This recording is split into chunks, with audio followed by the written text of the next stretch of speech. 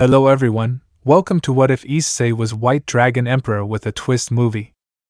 Before we start, please go support Winterflake1234 for writing that awesome fanfic. It's about a man who died and woke up as Issei hyoudou, but wait, he has an older brother and a system which is sealed. How will he change the plot and be on top of food chain? Harem, yes, but only 3 girls. Chapter 1 Harem 1. Gabriel 2. Ophis, female and isn't lowly. 3. Lucy Lucifuge OC. Chapter 2 Houses ranking in Underworld. First comes extra demons. They have cut themselves off the current government, and are not a part of 72 pillars but still are considered high-class devils like a Baden house. Second are the 72 pillars which were created by original Lucifer, and ranking of houses in it are like canon. Then comes 6 houses of Lucifer. In this alternate world they are not a part of extra demons and are considered higher ranking than 72 pillars, as these 6 houses were direct subordinate of original Lucifer and his clan, and many consider them to be a part of Lucifer clan. And at top comes royal clans like Lucifer, Leviathan, Asmodeus and Beelzebub. They belong to original Satans, but Lucifer is the most powerful clan among them. Chapter 3 Power Levels. Note: in this world heavenly dragons are stronger than Indra and are only bested by Shiva and dragon gods, excluding Issei gods as they don't belong to their world. Regarding Indra, he is 4th strongest being. Low class, beings like Rainier and her group. Mid class, Orc, Student Council, Rias and Sona at beginning. High class, beings like Diodora and Riser. Ultimate class, like Kokabeel. Satan class, low to high tier gods, Seraphal, Falbium and stronger cadre. Superclass, Surzex and Ajuka. Heavenly Dragon class, Albion, Drake and Crom Crouch. Ultimate God tier only for Shiva. Dragon God beings like Great Red, Ophis and Trihexa. True God Issei gods, and they are only slightly stronger than Dragon gods. Each rank has 3 tier being low, mid, high. Chapter 4 As Issei hyoudou. MC: oh man, where am I? Last I remember is being getting hit of by truck-kun. Wait, why is my voice that of a child? Our MC rushed up to the mirror in panic, and what he saw made him fall on his ass. MC: spiky brown hair, chocolate brown eyes. No, it can't be. I reincarnated as Issei hyoudou. Soon the door was shut open. From it came Mickey hyoudou. She looked just like she was in anime, but currently she was worried for her son. Mickey: what happened? Issei. MC: me mom, I just saw a rat, he. MC will be referred as Issei. Mickey: okay, but be careful next time and go to sleep, it's past 9. Issei nodded and Mickey left. Ding! System initialized. Issei: who are you? Asked a panic Issei. Ding! I am the ultimate gacha system given to you by God. My functions are inventory, self-explanatory. Gacha, from it you can get universe-destroying powers to a rotten apple. Issei: okay, so do I have some starters pack? Ding! You have 1 random gacha ticket, want to use it? Issei: yes, and can you please stop the ding sound? Confirmed, the gacha is rolled. Congratulations, you get Eternal Mangekyo Sharingan. Issei: yes, that's my boy. What are the abilities of my eyes? The abilities of your eyes are Tsukiyomi in right eye, Kamui in left eye, and Amaterasu as a bonus in both eyes. Issei: I might be the first user of Sharingan who have 3 abilities. It's the greatness of system, but how can I use them? I don't have chakra. The Eternal Mangekyo Sharingan will work on mana, and your mana reserves are less, so it's recommended to increase them. Issei: I see. The system has been told to go to hibernation till Trihexa is released. Till that time the gacha function would be unavailable, and the only function available would be inventory. Issei: what? Sai, it's not like I can argue, so till then I will master boosted gear. And before you go in hibernation, can you tell how many years am I before canon? Host is currently 12 years before canon. System is now going to hibernation 3-2-1. Issei: so I am 5 years old. I do look like a child, but in my panic I forgot about that. As Issei was muttering to himself, the door was opened, revealing a boy about 6 years old who had brown hair and dark brown eyes and an average face. What happened, Issei? Issei, who are you? Boy, what? You forgot about your NIS and I am Tatsuya, your big brother. Issei, why yeah, I was just kidding, hee hee. Issei thinking, the hell a big brother, he is an OC. Tatsuya eyed him suspiciously but then left after talking with Issei for a while. Issei thinking, okay, so I reincarnated as Issei hyoudou when he was 5, I have a system which gave me Eternal Mangekyo Sharingan, and is currently in hibernation till Trihexa is released, and apparently I have an elder sibling named Tatsuya. Now let's plan for future. I have to awaken my sacred gear and master I as quickly as possible alongside increasing my mana pools so that I can use my Sharingan's abilities, but the question stands, does my siblings change plot? Would they be a main character or a kept in dark side character? Sigh, such a pain in the ass, but still let's check how my Eternal Mangekyo Sharingan looks and how many times can I use it. Issei looked in mirror and opened his Eternal Mangekyo Sharingan and saw its patterns being a shuriken just like Obito, which was quite cool in his opinion, and then he looked at a paper in his room and tested how many times he can use his abilities. Issei, Amaterasu. The paper burned and not even its ashes remain. Issei, I don't felt too weak, maybe it consumes less mana? After that Issei teared pages from his book and used Amaterasu. Issei, so 10 times Amaterasu is my limit, huh? After that Issei's collapsed on the bed. Next morning, Mickey enters Issei's room and shakes him, and Issei woke up, albeit begrudgingly. Mickey, listen Issei, your father and your elder brother are going out for some work, we will return by night, try to not burn the house. Issei, yes I won't. After that all his family left, leaving him alone, and this was perfect situation for him as to train in mana and also increase his reserves and do some training to strengthen his body as it was pretty weak right now. Issei, according to DxD anime knowledge, I need to feel the warm feeling in my body while meditating and move it around my body till I am exhausted, and then I will go and eat breakfast. Till then my mana should be replenished enough to train physically. After that Issei meditated for 2 hours and found the warm feeling near his heart, and he gently moved the warm feeling throughout his body for another hour, and after the warm feeling disappeared Issei was completely exhausted.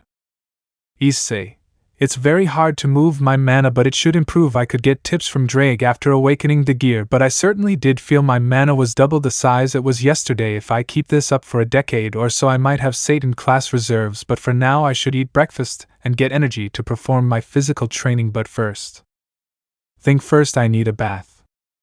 After that Issei went to the shower and cleaned all the sweat off him and went to dining table to see a note which told him his breakfast was in oven, he could heat it and get it from there, and Issei heated his breakfast while drinking a coffee he made himself, then ate his breakfast and did 100 push-up, 100 sit-ups and ran around the town 2 times with it. He also got familiar with the town, and after that he came to his house very exhausted. He was reeking of sweat at the time he reached home. It was 6 in the evening. His parents will come in 2 hours, so he quickly took a hot bath and ate some snacks, recalling all his memories of DxD. He was able to remember the latest version of light novel being True High School DxD Vol 4, so he has pretty good knowledge of the world that even the strongest factions lacks, like EXE world and dimensional gap being a space that separates worlds, the future plots and many secrets, like the King Peace and Death of Great Red. Issei, I have a lot of knowledge and I should use it carefully and prepare for the upcoming future and change them to my liking, but for that I need to awaken the sacred gear as it's one of my major strengths, and alongside increase my reserves, and with Sharingan I can copy any magic I want, so it's a win-win situation. After planning his future moves he went to his bed and slept like a dead man, only to awoken by the smack on his head given to him by his mother. Issei, what was that for? Mickey, Issei, it already time for breakfast, and you are still sleeping. Issei, Sai coming, and mom, what about the school? Mickey, are you okay? Issei, did I hit too hard? Issei, what do you mean? Mickey, you are 3 months young to start the school, don't compete with your brother, he is old enough. Issei, why yeah, I was kinda jealous, he. Issei laughed nervously, but fortunately Mickey left. Issei, It's such a hassle not having Issei's memories side, but still in these 3 months I can grow from leaps and bounds, but I have be careful nearing the time when my school starts. The Shidus will be here, and Mr. Shidu is a high-ranking exorcist, so he can easily detect my draconic aura, so I should awaken it and learn to hide it before he comes here. After that, Issei went and brushed his teeth, took a bath and wore his clothes and went down for breakfast. It was a good one, seeing as Issei was enjoying it by talking to his new family happily. After that breakfast, Issei, Mom, I am gonna go out. Mickey, okay Issei, take care and don't get lost, and if you do then go to police office, okay? Issei, of course. After that, Issei ran of the house and stopped just after that, thinking deeply. Then Issei looked at his watch, seeing the time was 11 in morning.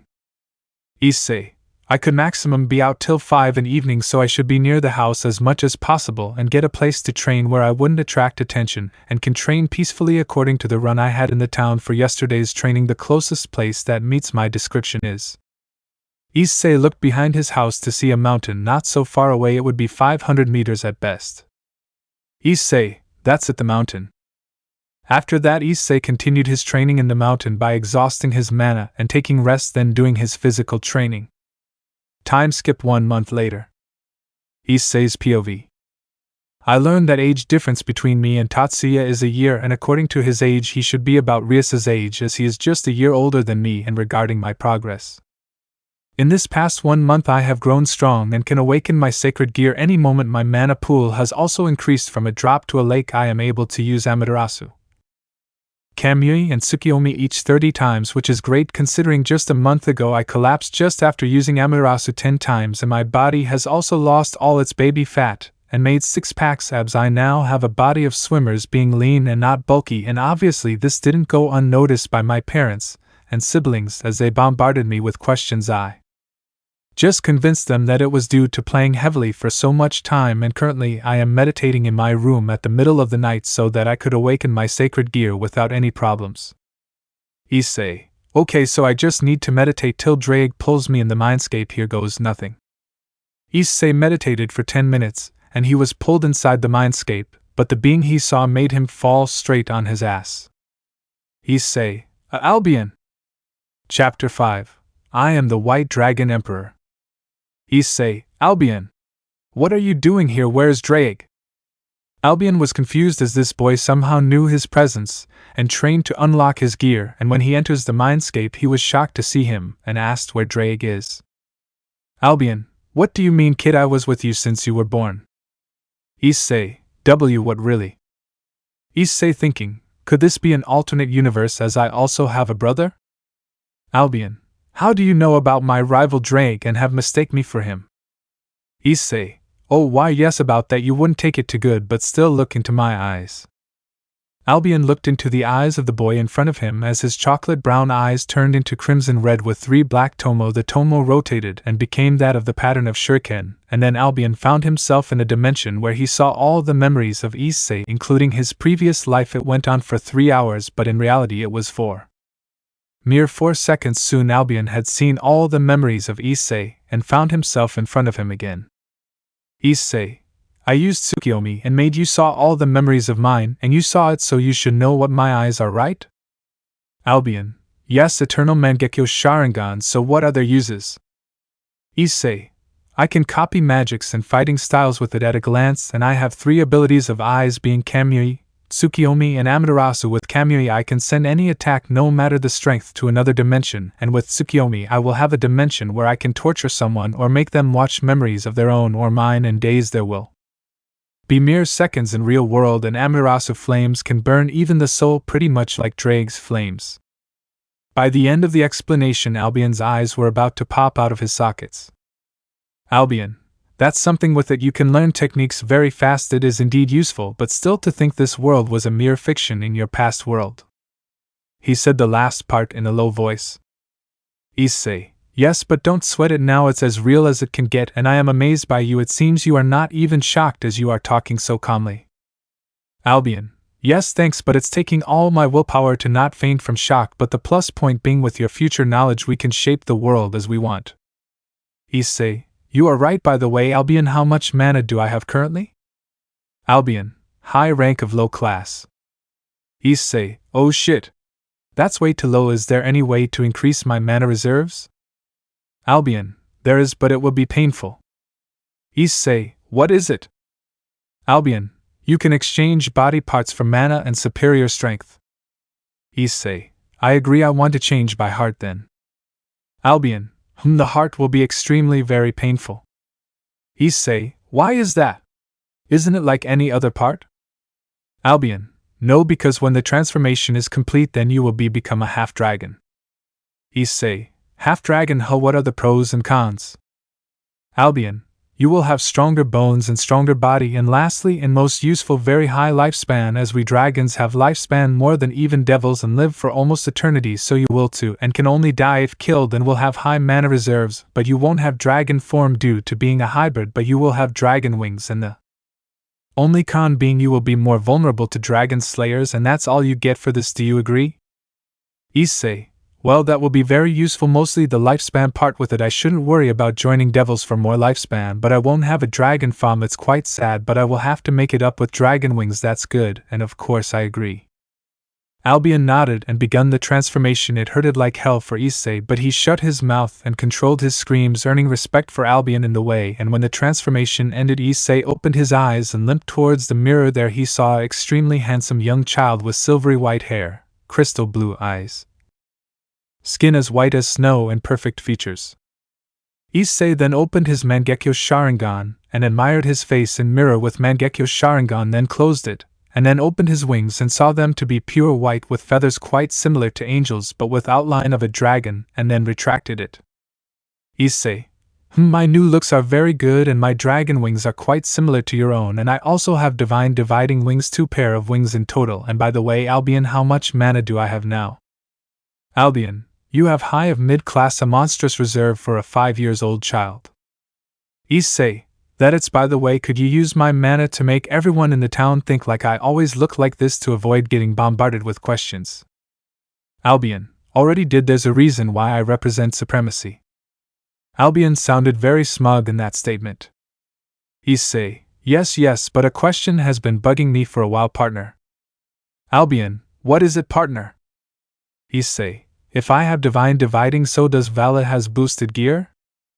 Albion, about that I sense sacred gear presence from your sibling, more precisely to be a draconic sacred gear. Issei, are you sure?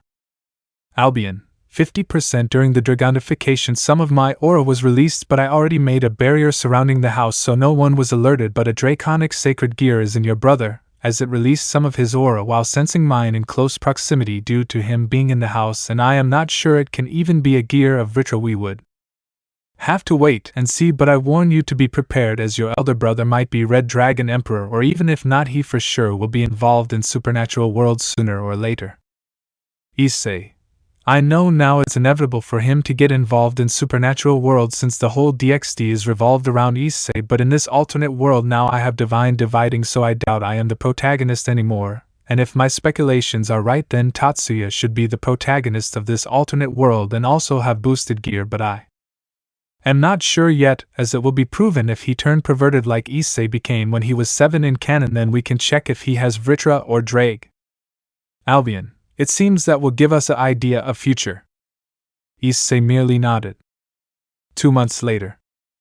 In the middle of the night, a figure clad in white armor was fighting a figure who looked hideous, that had upper body of a human and lower that of snake, and obviously the white figure was Issei, and his opponent was a stray. Issei, how pathetic. Is that all you got? Stray, shut up. I will annihilate you. Issei made an energy ball of silver color in his hand and launched it at his opponent. Issei, dragon shot.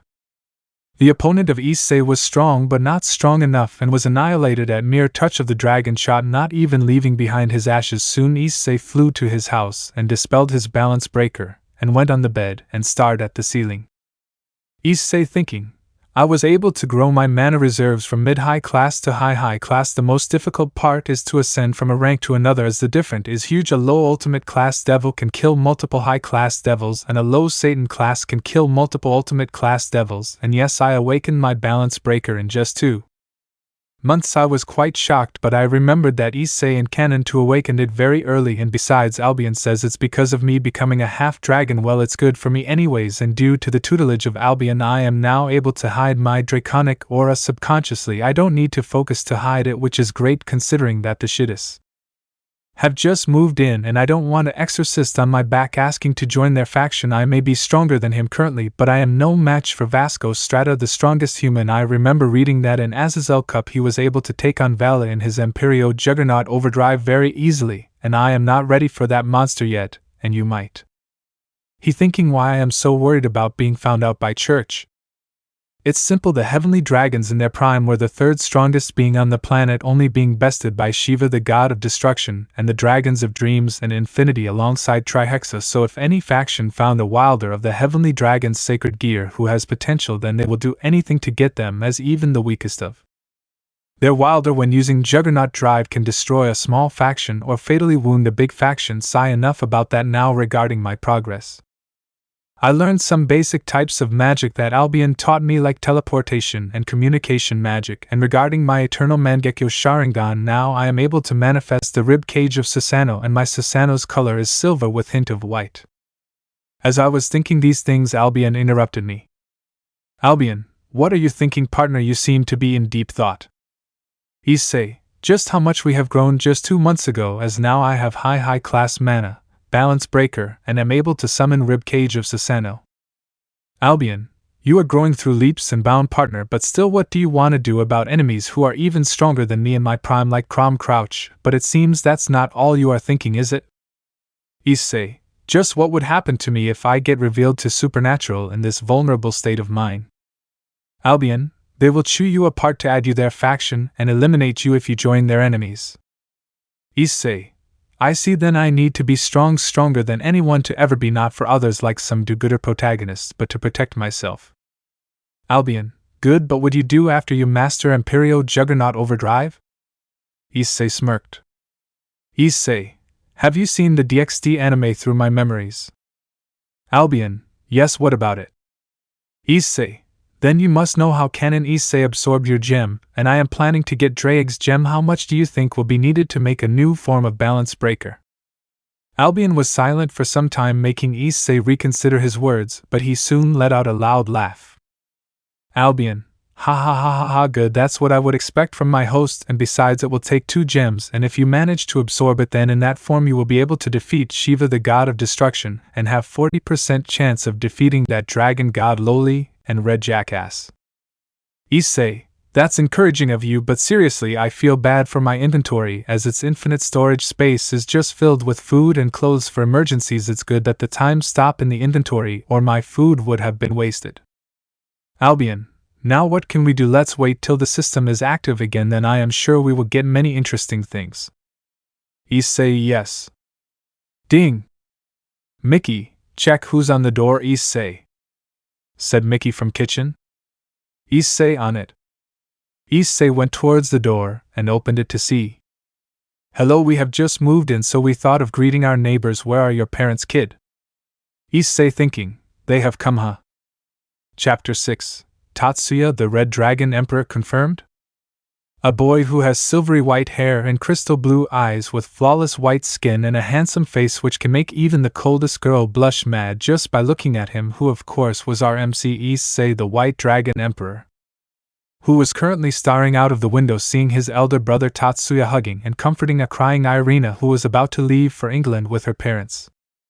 Issei thinking, days pass by so quickly, don't they? It has been 2 years since the shittis arrived, and now they are leaving. In this 2 years I never once interacted with Irina, as when she sees me she just runs away blushing madly. I tried to approach her on multiple occasions only for her to start a race back to her house, so I left her, and never interacted with her. But Mr. Shida did talk to me sometimes, mostly asking if I believed in supernatural. At first I was sacred that he may have found out about my identity as White Dragon Emperor, but it was proven wrong, as he just suspected me to be an active wielder of sacred gear, but due to me playing innocent he waved it off, saying he was just kidding. Well, since then I never went to Shida's house, as I never felt comfortable there. Well, but my sibling liked to spend most of his time with Shida's, and yesterday Mr. Shida killed his comrade by orders of church superiors and have to leave now due to danger to him, and his family, and I didn't intervene as this is a crucial plot from which Irina goes and starts her training as exorcist. If I am feeling anything for Shida's departure, then it's extreme joy, as due to that Shidu I had to go and train in Dimensional Gap, which I entered from the mountain. It's my luck I didn't come across Ophis or Great Red, or I would have been toast for barging their precious home. You can just imagine what would someone like Ophis, who can create a terrorist organization for killing Great Red who took her home, and what will she do to someone getting there uninvited and making noise, taking her silence away? Cough cough. Now for school, there's 2 words to describe it: being super easy. Well, for me anyways. I mean, I am college graduate, and being in so low grade was very easy. I would have sucked in Japanese, but I learned it before the school started, and it went off without a hook. I am the topper of my class and always score full marks. Now for my progress, and how my life went about. I have been able to remove the timer from my balance breaker and also improve its longevity. Now I can stay in balance breaker for weeks, and I have already mastered the balance breaker, so if I want to step further, then I need to defeat all the previous hosts, which is no joke, as many of them were great warriors with high battle experience, but still I managed to defeat 40% of the hosts, and the rest 60% are strong, but I will know have to overcome them eventually. Regarding my mana is now high ultimate class, close to breaking through to Satan class, but according to Albion the most mana I can have is mid Satan class, as I have been using the exhaustion technique by fully exhausting my mana and let them refill, but with it one can only reach mid Satan class, which I learned recently. And regarding my Susanoo, I can fully summon it and use it to its fullest capabilities, and I have plans for it, like when I master Imperio Juggernaut Overdrive I can use Susanoo with it, and that should make me as strong as a dragon god, and when I get Drake's gems I can make a form with both Albion's and Drake's power combined, and I am thinking of adding Susanoo to that form too. I can just imagine me kicking Trihex's ass. My physical strength at base form has to increase, mostly endurance due to training in Dimensional Gap, and I also have 6-pack, which worried my parents, but after making a lot of shit story it worked, and they eventually got convinced and stopped stalking me. My overall power level currently is Satan class, including mana and Susanoo, which is very very monstrous for a child, but it's not surprising as Issei and Canon was about to come in top 5 strongest beings in the world in just a year. Normal POV. After the Shidas left, the Hyoudou's house was filled with silence and sadness, well except for a Silverhead who's smiling brightly whole day by having a stick in mud which was hindering his progress removed, and eventually the night came. Issei, well, it's the Judgment Day. Albion grunted in approval. Issei sneaked to Tatsuya's room to find Tatsuya sleeping with an erotic novel in his hand, which made Issei's eyebrow arch up, but he shook his head and touched Tatsuya's left hand and focused, and soon found himself in a dark place with a giant western red dragon sleeping. Soon Issei was thrown out of the dark place and back to the room, and he then left for his room and looked outside the window. Albion, he is not the Wilder of Vritra but Drake. Issei nodded wordlessly.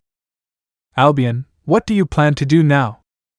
Issei, I have a backup plan, being going away from Ko for training alongside getting battle experience with the excuse of getting selected in an academy. Albion, earlier the exam you gave online was that one? Issei, yes, I wanted to be prepared as potentially my brother could be the red one, which he is now, and I also wanted battle experience to defeat those shitheads of past hosts who doesn't want to leave the gear at all, so going away is a must for it. Albion grunted in approval. Next morning, the Hyoudous were having their breakfast in silence, which Issei broke.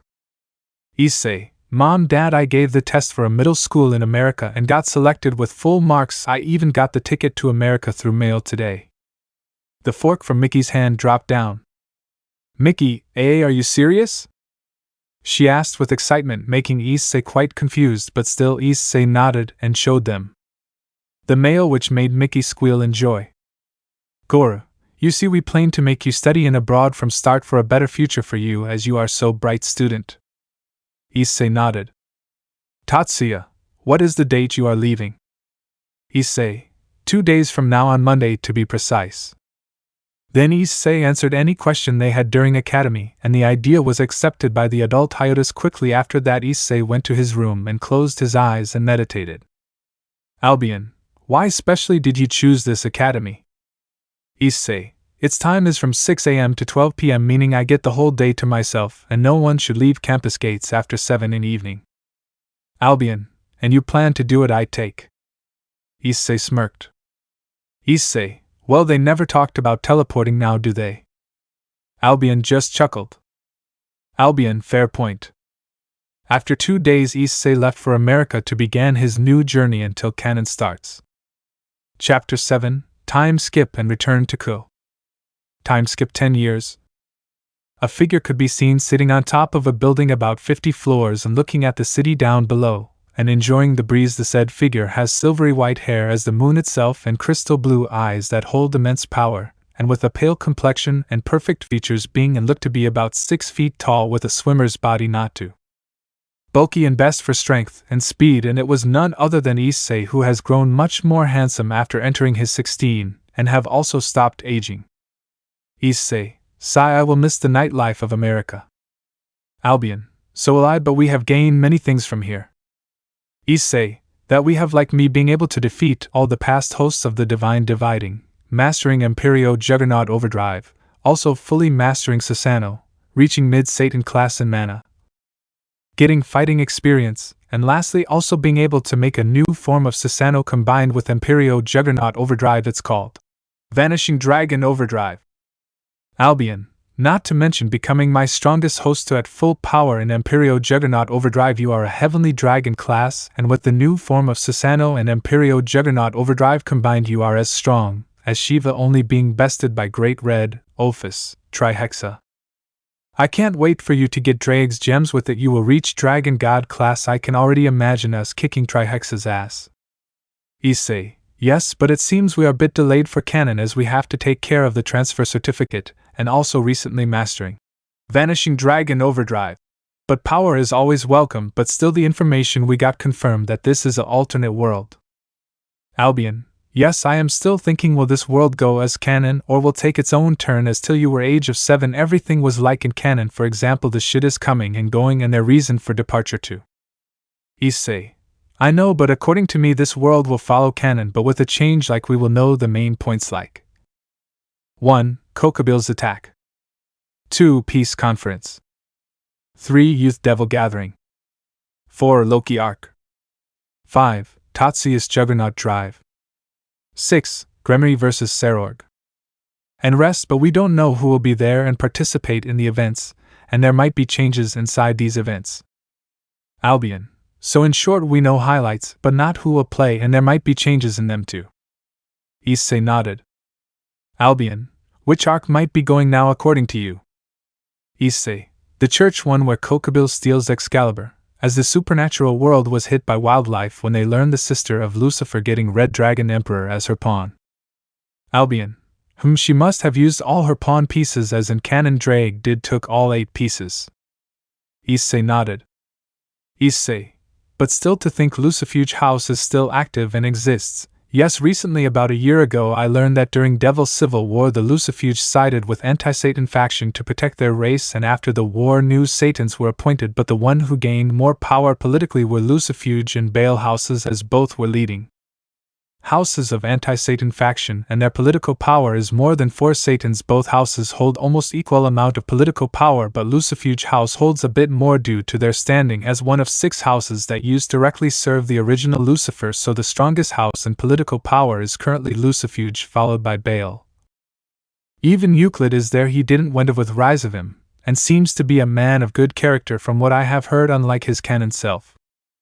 Normal POV.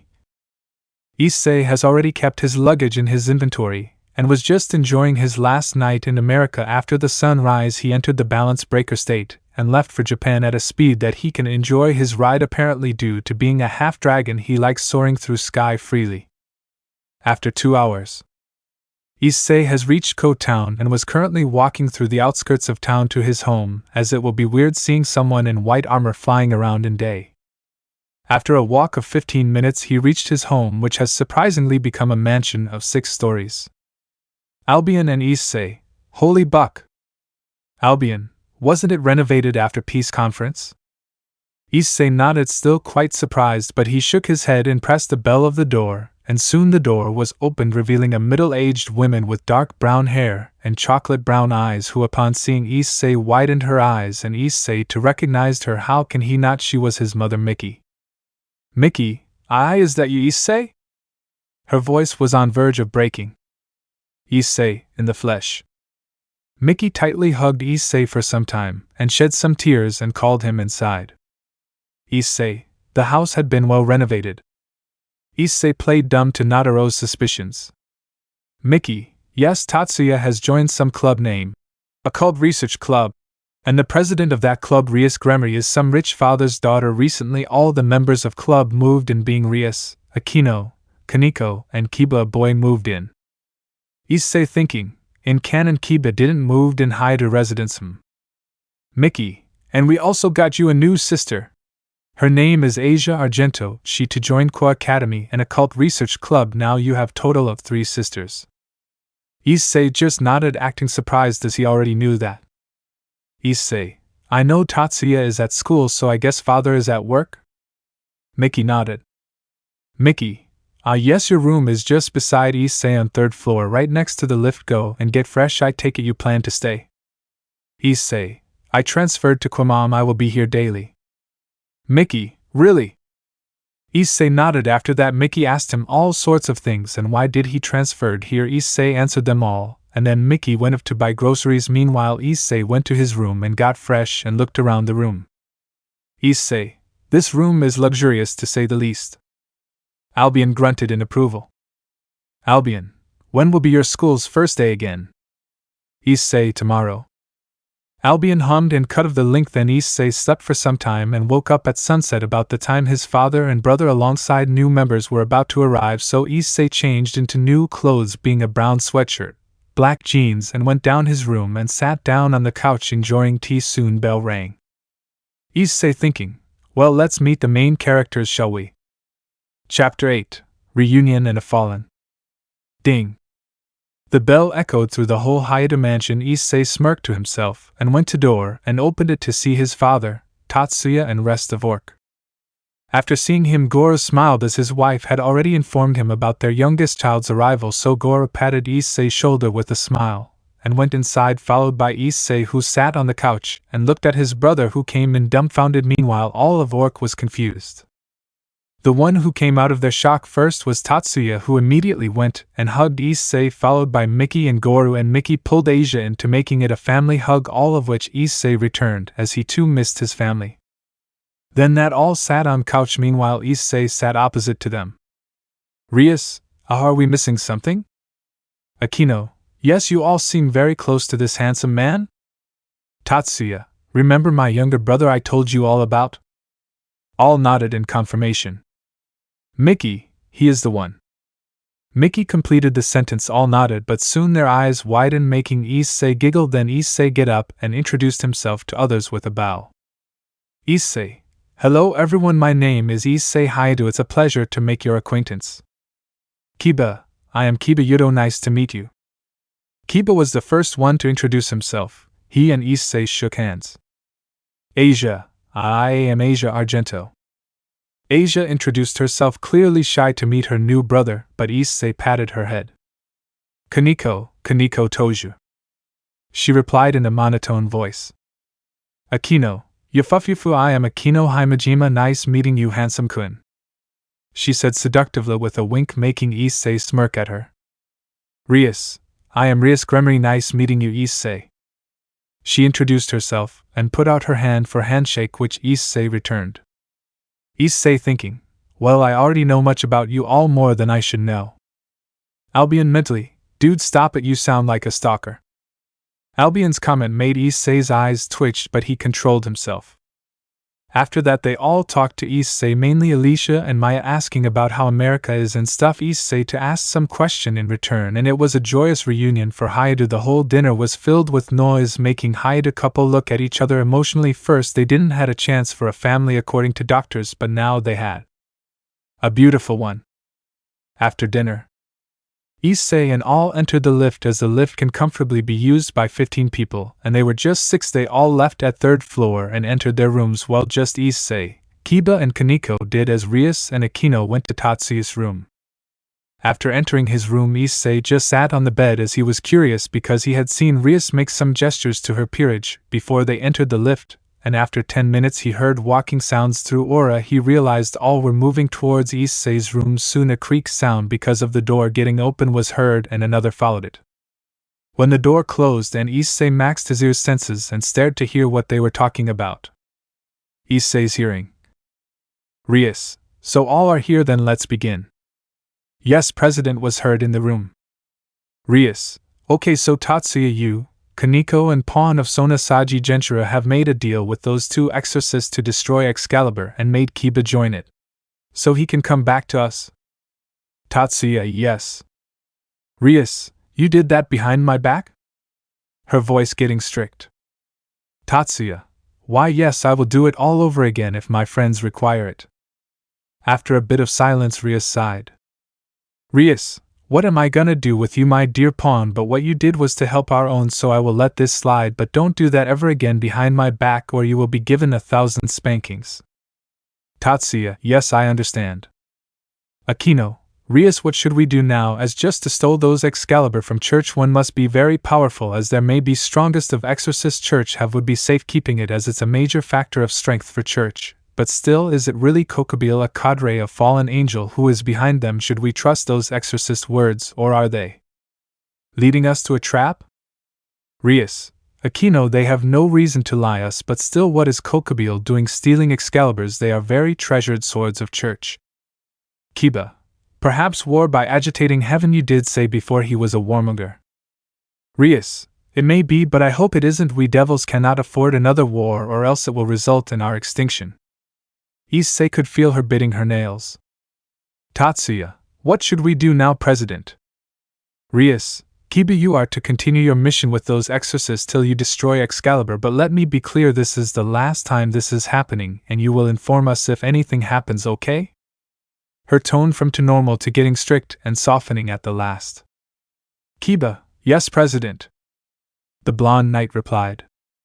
Rias, good, you all are dismissed. With that, Kiba and Kaneko left Tatsuya's room and no sound was heard. With Issei. Albion, so Kokobile may come tomorrow night, right? Issei, yes, and hopefully I am able to get a gem of boosted gear tomorrow. Sigh, good night, partner. Albion, good night. Then Issei drifted to dreamland alongside his fellow dragon.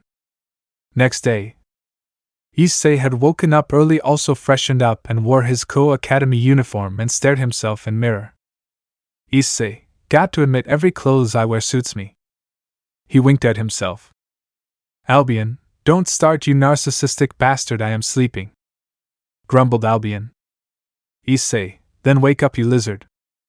Albion just growled and cut off the link. After his rather normal conversation with Albion, he left to breakfast and left to Academy with Orc. At Academy, Issei has just entered the Academy. After some time, the Orc entered as he had stopped nearby for a cold coffee and left them go ahead of him. Girl 1, hey, who is that handsome boy? Girl 2, he looks like a supermodel. No, even better, she said with a crazed look in her eyes. Girl 3, is he a transfer student? Which year do you think he is in? All girls started blabbing about Issei, but Issei just ignored them. Even in America, he had crazy amounts of fangirls. In America, every time he would open his locker, he would at least find 10 confession letters, so it was a normal occurrence for him.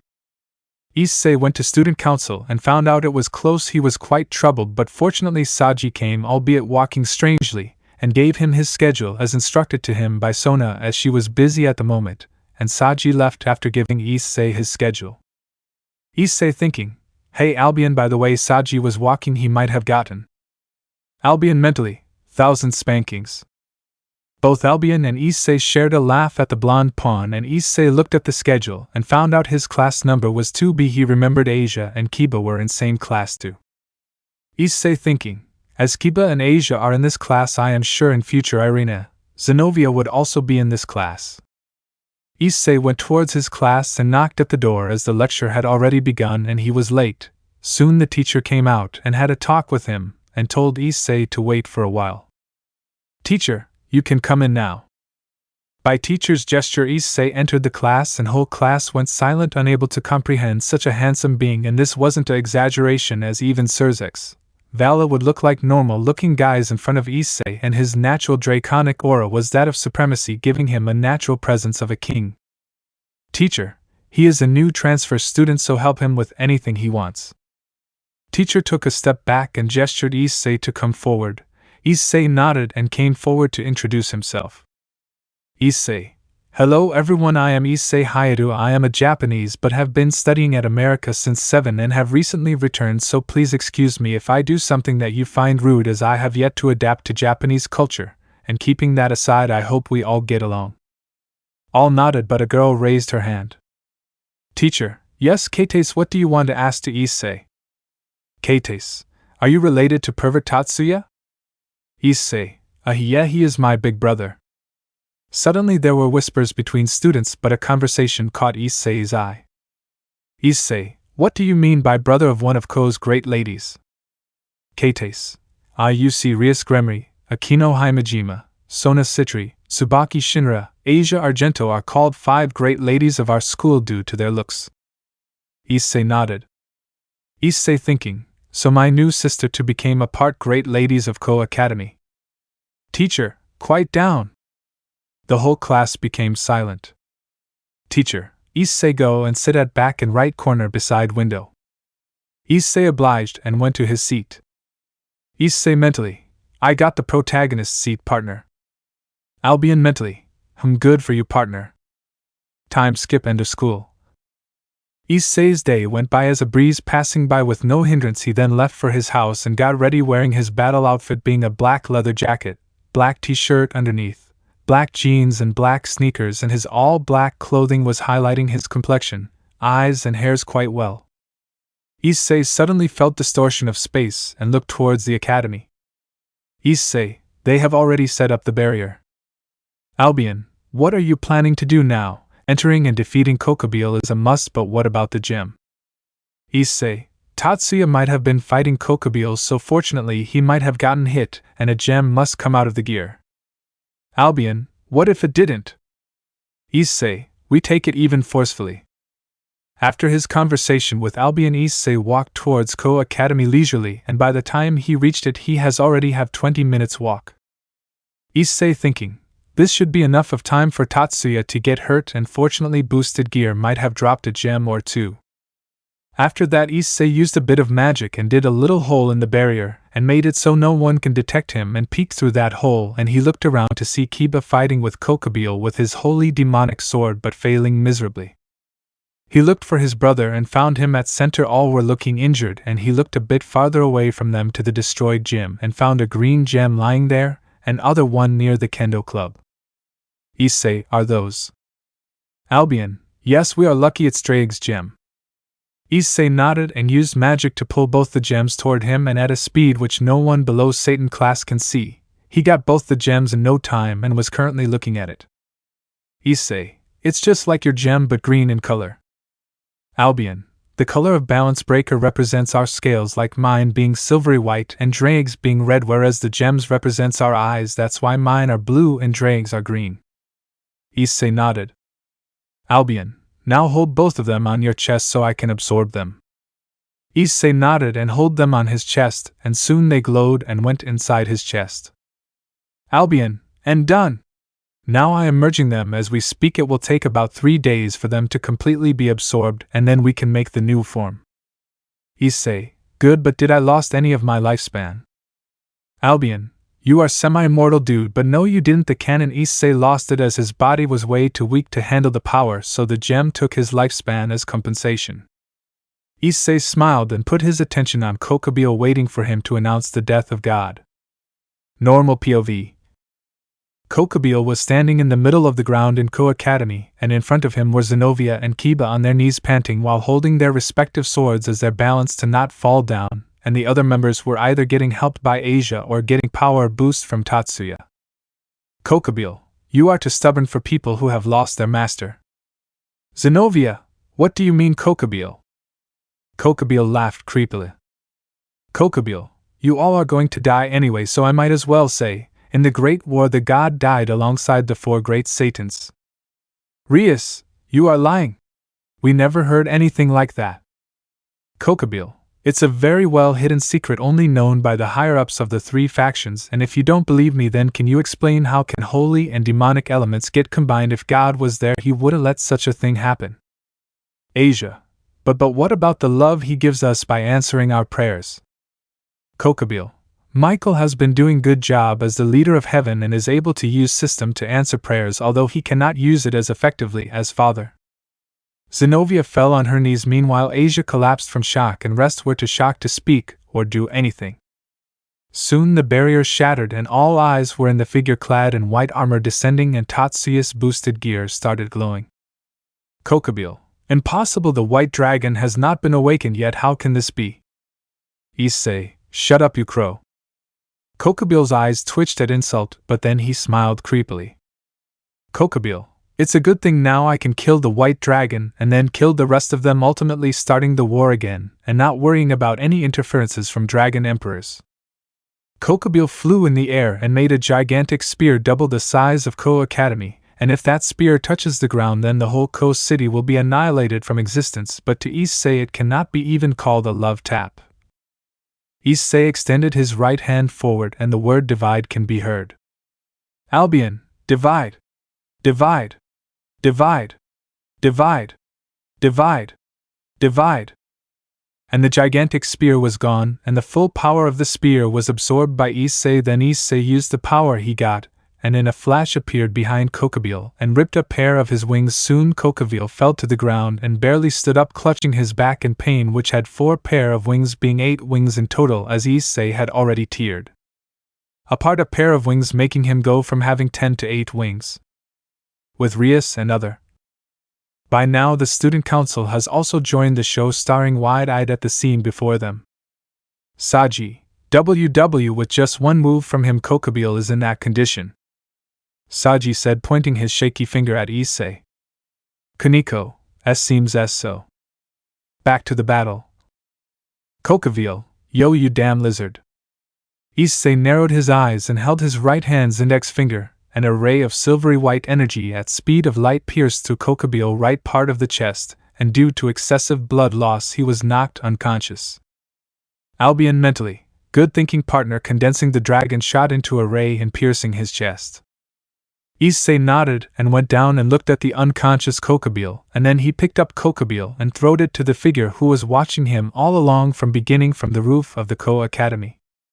The figure caught the body of Kokabeel and looked at Issei for some time and left, but Issei recognized him as Vala Lucifer, the great-grandson of the original Lucifer, and who would have been the White Dragon Emperor if not for Issei getting divine dividing. Issei was about to leave, but Drake's voice resounded in vicinity. Drake, are you ignoring me, Albion? Then Issei's energy feathers glowed as Albion spoke. Albion, oh, so you are here. Drake, forgive me, your host was so weak I didn't even sense him. Drake growled in anger. Although only Albion's voice can be heard, Issei knew fully well the white lizard was smirking and having the time of his life. Drake, for now, Albion, soon my host will surpass yours. Albion, in your dreams, Drake, even my strongest host Noir cannot be compared to my current host, as my current host is a monster of another level. Issei mentally, by Noir, do you mean that last host I killed, that middle-aged man with blue hair and purple eyes? Albion mentally, yes, you are right. Drake, so the strongest white dragon has appeared, huh? Albion, yes, and it wouldn't be long till our name will brought fear to even beings of top 10. Drake just growled, but this time it was loud for everyone to hear. Issei, are you done, partner? Albion, of course I am done talking to these weaklings, partner. Drake, Albion. Albion, ha ha ha. Issei then looked at Tatsuya, and Rias came in front of Tatsuya, making Issei chuckle. Issei, get stronger, Tatsuya, or else even your mistress and his brother can't protect you, as in this world the strong rules over the weak and you are weak. Tatsuya clenched his fists, and somehow mustered the courage to speak to the monster of a being in front of him. Tatsuya, how did you know my name? Issei didn't answer and flew off to a random direction, and after reaching certain distance dispelled the balance breaker, and teleported back to his room and changed into his nightwear, and slept with a smirk plastered on his face, and the same could be said for Albion. Chapter 9, New Form, Gremmaries and Peace Conference. At morning. It's been some hours since Issei has defeated No Crush Kokobile in a fight, and Issei has woken up early today than he does every day, and after waking up Issei has taken a long hot bath and changed into some comfortable, whereas today is Sunday, meaning no school. After he was done, he went down to the living room and went to kitchen and made himself some coffee and went to sit on couch, and then started to quietly drink his coffee, all the while planning what to do today, as in 4 days there will be the results. And as Issei has transferred recently after semester, his result isn't coming, but that's not what's he planning. The thing he is planning for is the visit of Gremmaries, Peace Conference, and remembering about those events from his memories, he is also quite excited to find some changes in this events, as this is alternate world. Then Issei was brought out of his thoughts by the sound of lift opening, and he saw Tatsuya coming from lift, and sat beside him. Tatsuya, looks like you have awakened before you normally do. Issei, same can be said for you. Tatsuya just nodded with a bitter smile. Issei, what happened? Tatsuya, I came to know how weak I was yesterday. Issei, oh, what do you mean? Issei played dumb. Tatsuya, I know we were attacked tomorrow and I wasn't able to defend my friends and siblings. If it weren't for that man coming and saving us, we would have been hurt severely or even die. Issei, did the thugs attack you? Tatsuya, huh? Oh yes, the thugs attacked us when we were coming back from school. Issei nodded. Albion mentally, he sucks at lying. Issei rolled his eyes. Issei mentally, of course. Issei mentally, how is the preparation of new form going? Albion, it will be ready in 2 days. Issei, in 2 days, how that will give us 2 days left to train before peace meeting. Albion, did you forget? You can always go in dimensional gap. Their time flows differently. 1 hour in outside world is equal to 4 hours inside dimensional gap. You could train there for 8 days, and in outside world it will be only 2 days. Issei, you really are a lifesaver, Albi. I almost forgot that. Albion just grunted and cut of the link. Issei then looked at Tatsuya, whose fingers were curled up into a fist, and sighed.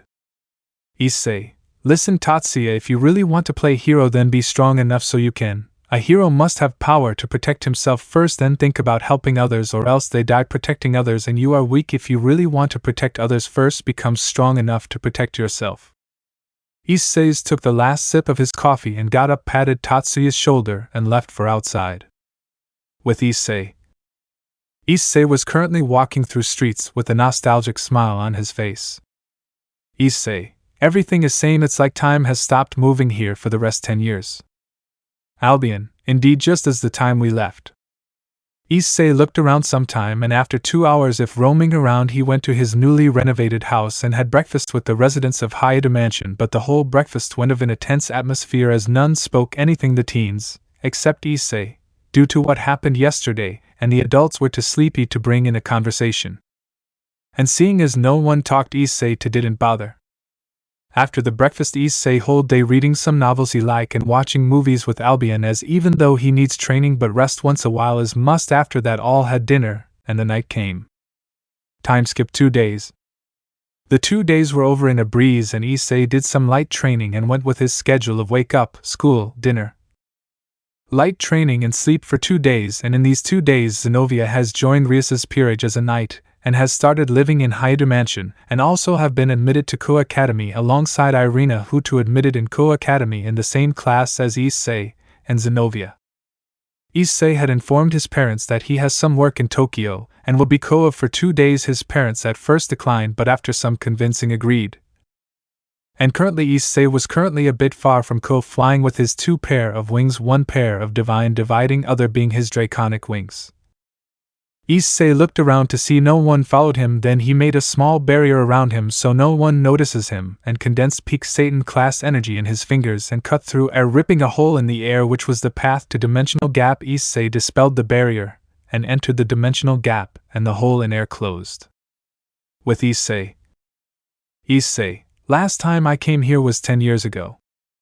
Albion, Indeed, it's been some time, but let's get started what we came here for.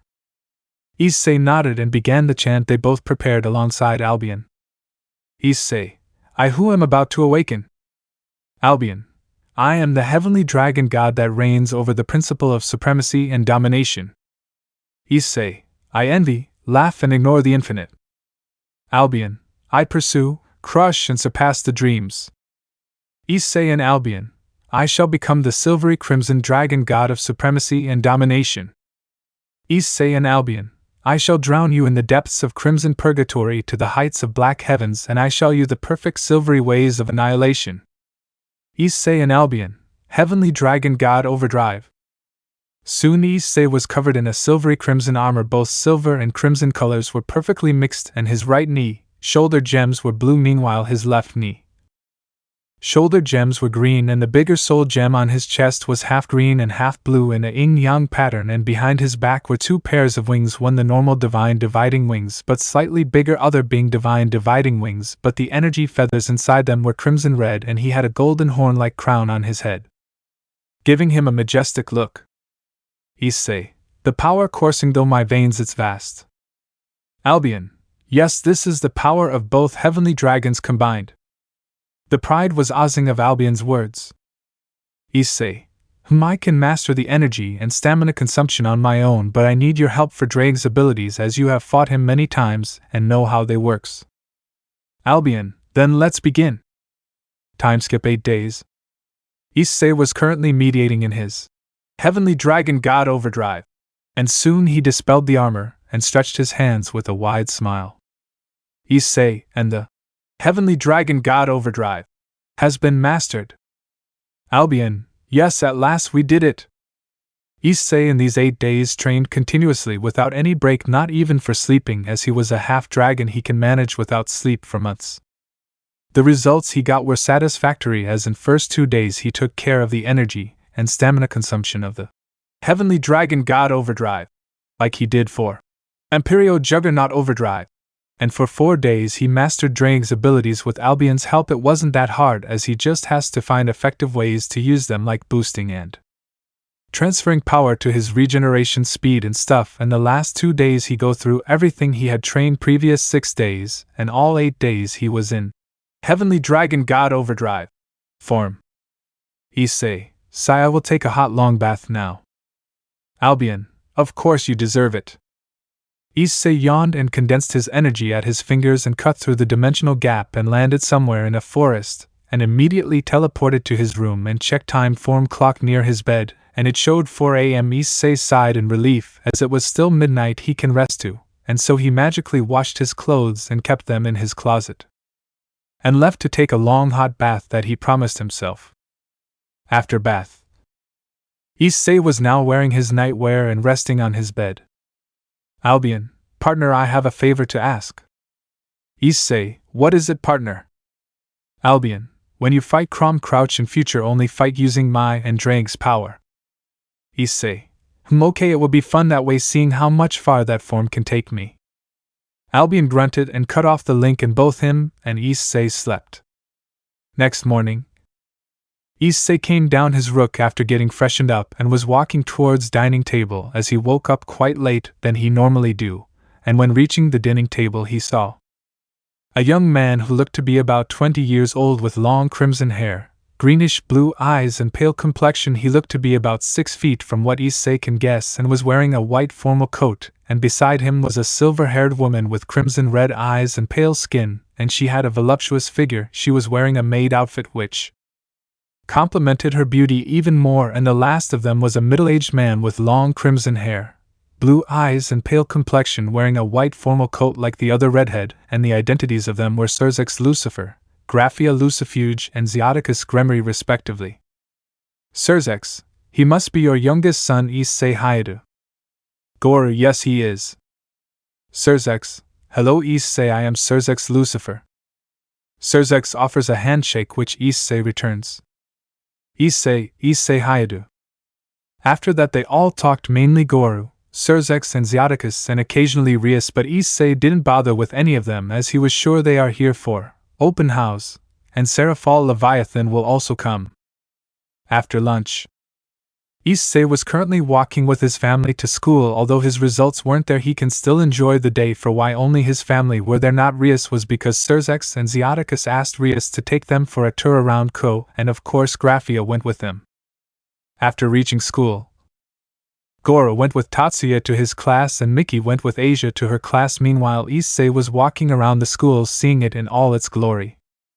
Issei, the school is vast. Really, the anime didn't do justice to it, mumbled Issei. As Issei was touring, he went inside gym, as it was few of the parts of the school he hadn't been to, and as soon as he reached there he saw a crowd of people cursing student council, and moving away from the gym he went inside, curious as to what was caused this, and fortunately or unfortunately he saw a magical girl there hugging Sona. Issei went and greeted Orc and stood beside them to watch the show of ever stoic and strict president being red from embarrassment.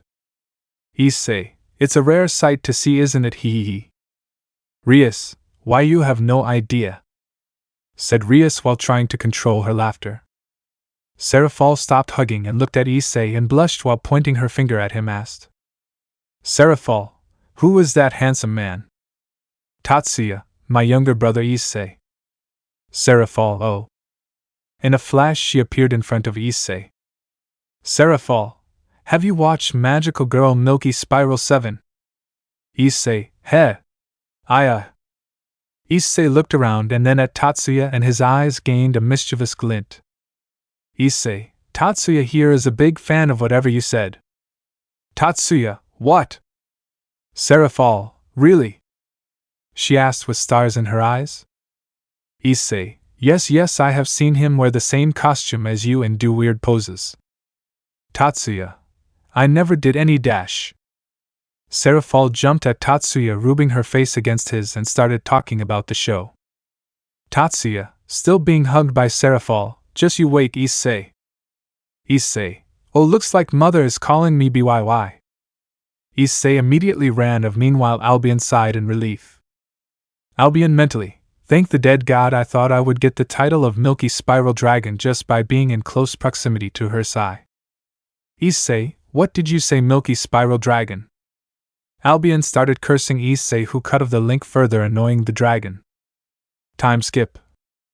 After Issei left the gym, he went and saw some student presentations, and before he knew it was already evening. He was on his way to home with his family, and Rias has informed them that she alongside her family has already reached the hyoudou mansion and were waiting for them. But in his way, Issei felt a powerful aura of Satan class. He looked around and saw that Tatsuya and Asia both seemed bothered by the pressure due to the power of Satan class behind it, but they didn't act, almost as if it was planned. Seeing this, Issei narrowed his eyes and stopped.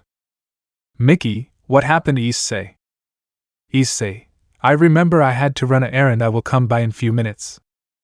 Issei ran off, and after going sufficient distance he entered his balance breaker and went to where pressure came from, and surprisingly reached Ko Academy's roof and saw a silvered hair woman with red eyes and voluptuous figure wearing maid outfits starting at him. Woman, so you came, White Dragon. Issei, how can I not when you so dearly invited me, silvered-haired queen of annihilation Graphia Lucifuge. The woman revealed to be Graphia looked at him for some time, trying to measure his power, but sighed when she found nothing and said, Graphia, the 3 faction leaders have invited you to peace conference taking today midnight at 3 a.m. Be sure to be there. She magically floated a paper to him, which he caught, and saw it to be a teleportation circle which will teleport him to the meeting place. Issei, then I will take my leave. Graphia nodded, and Issei teleported to near his house and dispelled the balance breaker, and then teleported to his room. As not to caught the attention of Lucifer, he teleported near his house so Lucifer will concentrate on the new power and vicinity, and taking that as an advantage he teleported to his roof and went unnoticed by everyone. Midnight 3 a.m. Issei has entered his balance breaker and was holding the teleportation circle and pushed a bit of magic there and was teleported to the place in a glow. And when the light died down, Issei looked around and saw Serzex sitting with Graphia standing by his side and Rias with her Peerage behind Serzex. Seraphol was sitting beside Serzex with Sona and her Peerage behind her. Azazel was sitting beside Michael with Vala behind him, and finally Michael with Irina behind him glaring daggers at Zenobia. But what caught Issei's eyes wasn't Irina but the beautiful woman beside Michael, if that word can even describe her. She has long blonde hair that reached till her waist with emerald green eyes, pale complexion, and had a voluptuous figure that can make Graphia look like an ordinary girl, and from what Issei can guess her height must be around 5 feet 8 inches. Issei thinking, I think the women beside Michael will be Gabriel. After all, who else can be this beautiful except the most beautiful women in all of heaven? Graphia, White Dragon, please take a seat. Issei looked and saw an empty chair beside Gabriel. He smirked and dispelled his balance breaker, and as soon as his face was revealed, many became shocked. They were Surzex, Graphia, Seraphal, Sona and her Peerage, Rias and her Peerage. Tatsuya, what? Issei? You are the White Dragon Emperor. Issei shrugged. Issei, yes I am. Although everyone had questions, they kept quiet. They can ask anything they want after the peace conference, as peace conference was of top priority. Issei then sat on his allotted chair and saw Gabriel looking at him curiously. He looked at Gabriel and smiled, causing Gabriel to blush a little and look down. Meanwhile, the whole room, mainly the devils, have recovered from their earlier shock and were now ready to begin the meeting. Graphia. Hello everyone, I am Graphia Lucifuge, the Queen of Surzex Lucifer, and head maid of the Gremory House, and I am also the host of this meeting. Now the peace conference between the 3 biblical factions begin. Chapter 10, Peace Conference, Intruders and Cows Brigade. Graphia. Hello everyone, I am Graphia Lucifuge, the Queen of Surzex Lucifer, and the head maid of the Gremory House, and I am also the host of this meeting. Now the peace conference between the 3 biblical factions begins. All the leaders nodded, and soon Rias and Sona stepped forward and gave their side of reports. All listened to their reports, and after they ended their report, Surzex asked Azazel. Surzex, so Azazel, mind telling us why Kokabeel wanted to restart the Great War? Azazel, well, I think he was dissatisfied by the truce between all of us, as he was even against retreating from Great War, but I still retreated our forces, so I guess that's why he wanted to restart the war. Michael. That sounds like Kokabeel. Even during his time in heaven, he frequently asked for spars from every strong being he met. Seraphal, so where exactly is he? I remember that Sotan did mention White Dragon Emperor didn't killed him. Sona's mouth twitched at being called Sotan, and her ears were also a little red from embarrassment. Azazel, I punished him by freezing him and sending him up to Cocytus. Surzex and Seraphal nodded satisfied. After that they talked about some previous controversial matters regarding their factions, and fortunately all the misunderstandings were cleared. Now the opinions of Dragon Emperors came in. Azazel, there are still some strong beings that can affect the peace greatly, so I would like to ask the opinions of White and Red Dragon Emperors on peace and their respective goals. Tatsuya, I guess I want peace, as war will result in many innocent deaths. Tatsuya said, scratching his cheek. Albion mentally, a protagonist indeed. Issei rolled his eyes. Issei mentally, what did you expect? Albion mentally, to be honest, I expected it to play like Canon, where he agreed to peace so he can make love to Rias. Issei mentally, he is little bit better than Canon. Issei personality-wise and even is somewhat mature, as even though he is a pervert he doesn't scream a pay and butcher every time he opens his mouth. Albion chuckled. Issei was brought out of his conversation with Albion by Azazel asking Tatsuya about his goal. Azazel, good, so what is your goal, Red Dragon Emperor? Tatsuya, I want to be strong enough so I can protect my loved ones even against gods. Tatsuya announced with determination, oozing off of him. Azazel nodded satisfied. Surzex, now White Dragon Emperor Issei, what are your opinion on peace of 3 biblical factions? All looked at Issei, especially Gabriel, who was looking at him unblinking. Issei, I agree, peace is a thing everyone desires, and if there is a chance of it, then I am all for it. Surzex smiled. Azazel, oh good, so what your goal must be? Vala now looked at Issei, as he has seen Issei's strength, and want to know what his goal might be. Issei, my goal is to be the strongest there is, so strong that not even whole world combined can defeat me. So strong that my name will brought fear to the higher-up beings of top 10 and ultimately become the dragon god of supremacy.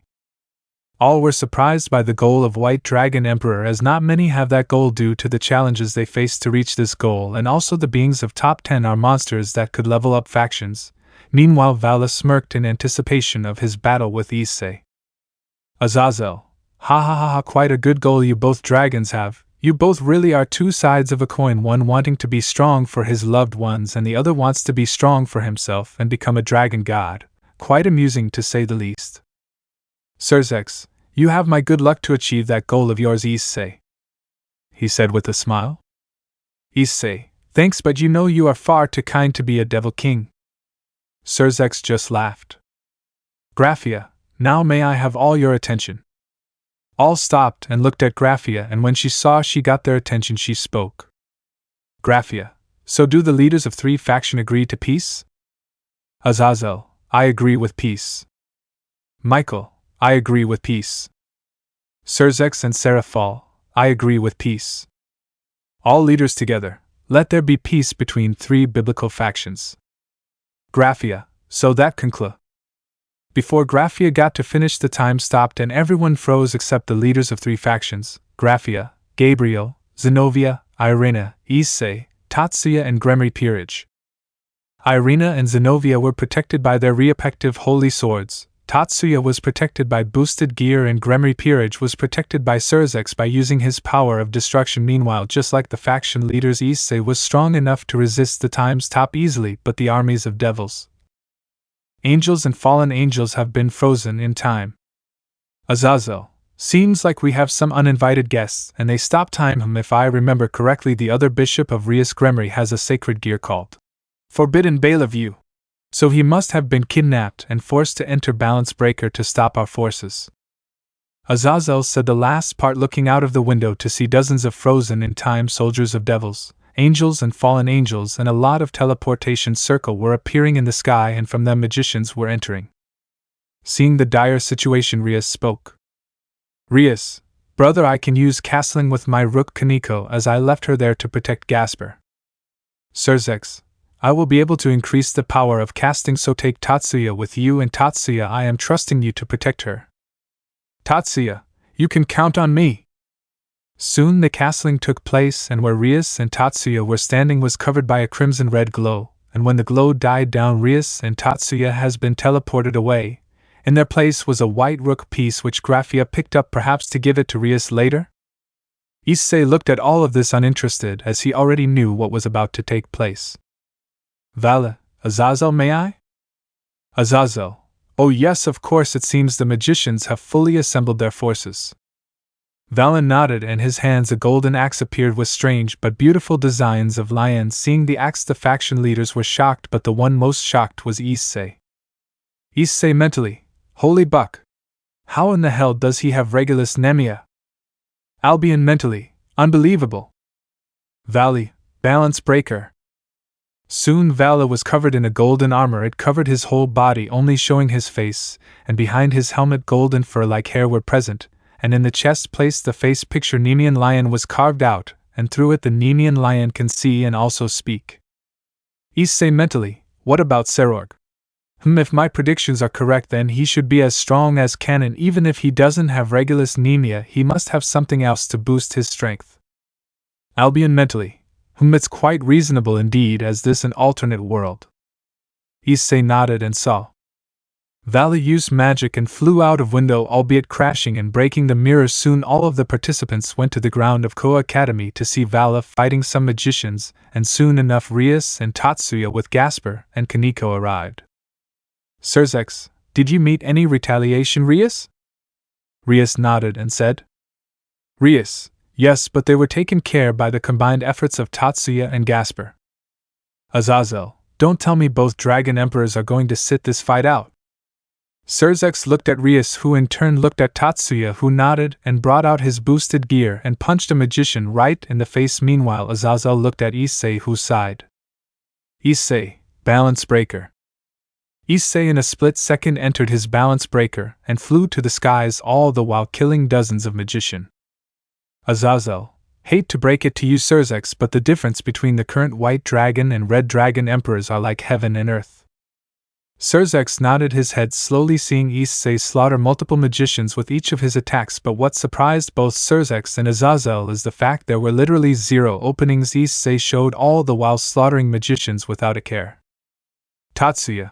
He can already use Balance Breaker without sacrificing any of his body parts. Even though I sacrificed one of my arms, I was barely able to use Balance Breaker for 10 seconds. Mumbles Tatsuya. Soon a magic circle with the insignia of Leviathan came into the field, and from it came a woman with light brown hair, brown skin, purple eyes, and with a huge bust. She looked at the current leaders of devils in disgust. Seraphal, what do you want? Kateria Leviathan? The women, now revealed to be Kateria, spoke with voice full of venom. Kateria, shut up, you fake Leviathan! I come here to kill you all and take my rightful place as the Satan Leviathan. Azazel, leave the chick to me. Azazel flew up to the sky and stared at Kateria Leviathan. Soon she threw a barrage of demonic spells at him, which Azazel avoided easily by doing slight movements. Seeing this, Kateria narrowed her eyes and started using her water. She shaped water into multiple weapons and threw them at Azazel, who sent multiple light spears at Kateria, and both attacks collided, causing smoke to appear. Taking this as advantage, Azazel sent 100 light spears altogether, hoping one would at least hit Kateria. When the smoke cleared, it revealed Kateria with light spear impaled at her right shoulder and left hand. She gritted her teeth in anger and pain and removed the light spear from her body. Even though it burned her when she touched it, she cannot just let the light spear weaken her, as she has already lost much of her demonic reserves and had no choice but to use the snake given by Ophis. She then took out a bottle from her pocket with a snake inside it. Seeing the snake, Azazel recognized it, and without any second thought pulled out a spear from his coat with a purple gem attached to it. Kateria consumed the snake, making her power level go to mid-Satan class temporarily. She gave Azazel a maniac smile, thinking she has already won. Seeing this, Azazel raised his hands, which was holding the spear, up and said, Azazel, let's check my artificial sacred gear that I created, shall we? I call it the Downfall Dragon Spear. Now let me show you its power. Downfall Dragon Balance Breaker. Soon Azazel was covered in golden armor, much similar to Balance Breaker of boosted gear and divine. Dividing the only difference it was more bulky and had purple gems, and Azazel in an instant lunged at Kateria and easily defeated her with a light sword. But seeing as she was dying, Kateria thought to take Azazel down so she drank some sort of potion, and her body started to turn ugly, become green in color, and also growing her height and flexibility. Kateria, if I am dying, then I will take one of you with me.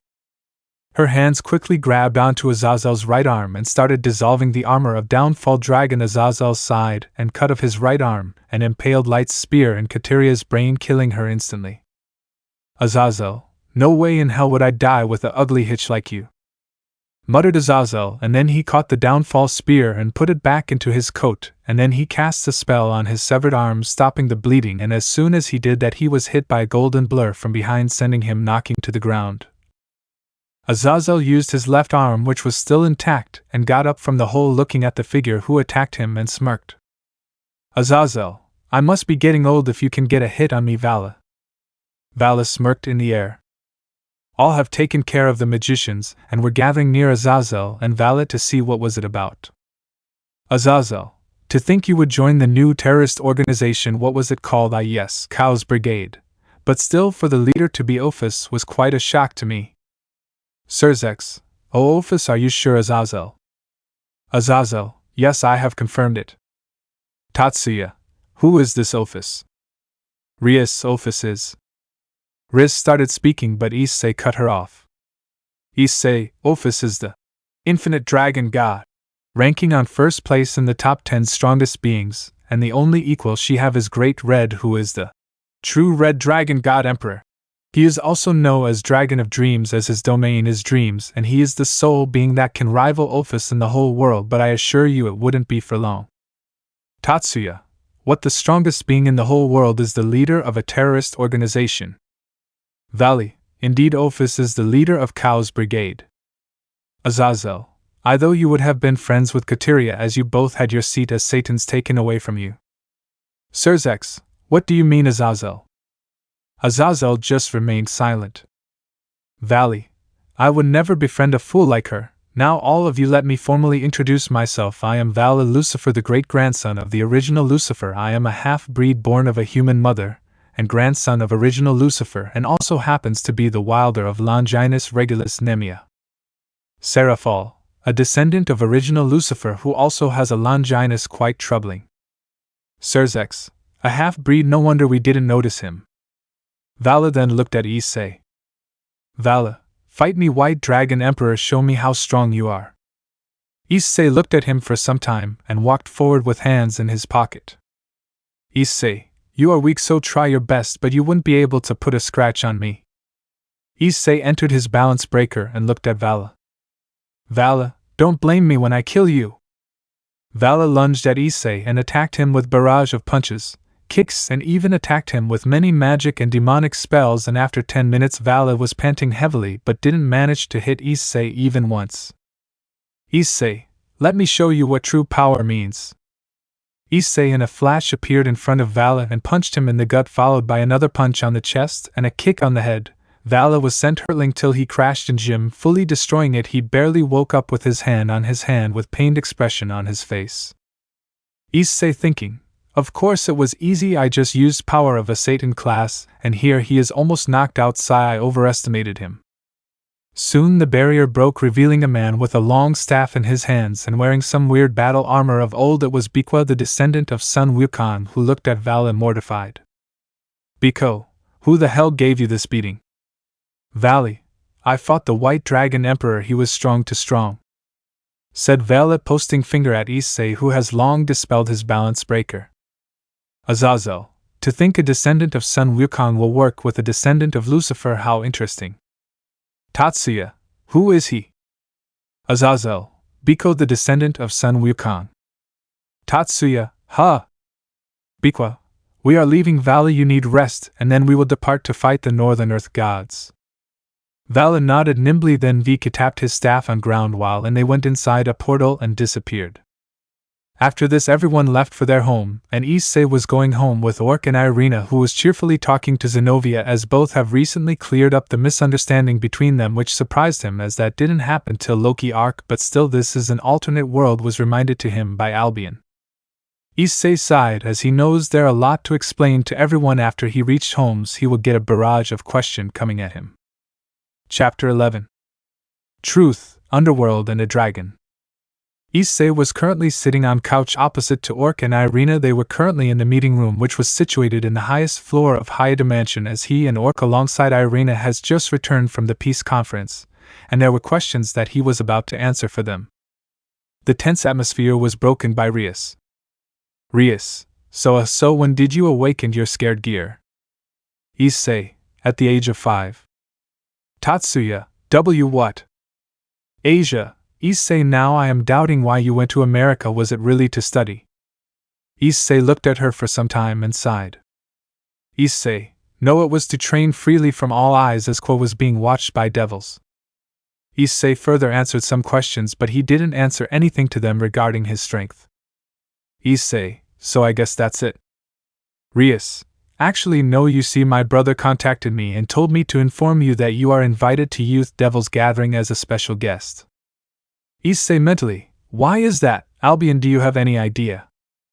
Albion mentally, you did show them your strength by easily taking down a cadre, even if the weakest, but still a cadre, and your fight with Vala might have been the trigger for it, so I think the Devils wants to have a good relationship with you, as they might have guessed your future being limitless, and they are right about it too, as currently at your full power you can easily take down the combined force of 3 factions easily with your Susanoo combined with the Heavenly Dragon God Overdrive.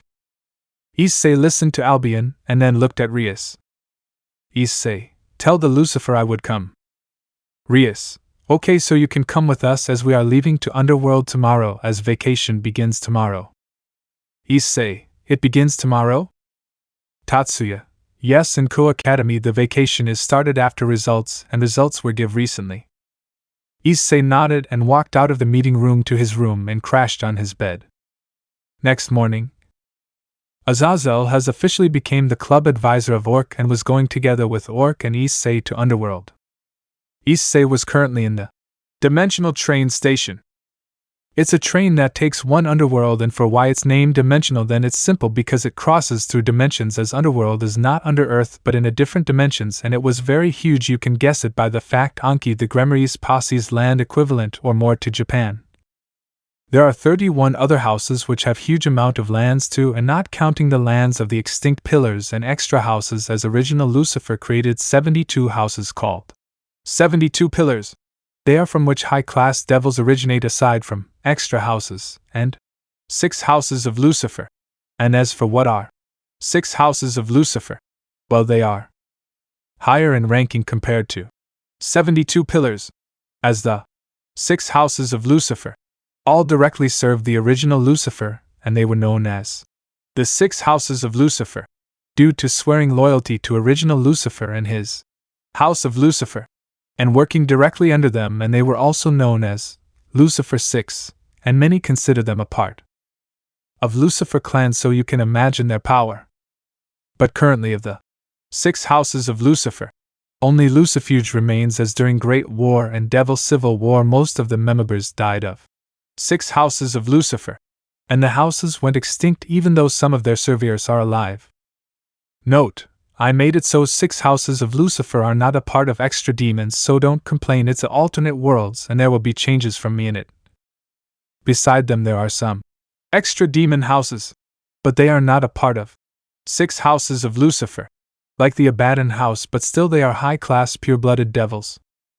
Even though 6 houses of Lucifer are higher in ranking than 72 pillars, but it's a pity that only the Lucifuge house is the remaining active and existing house of the 6 houses of Lucifer.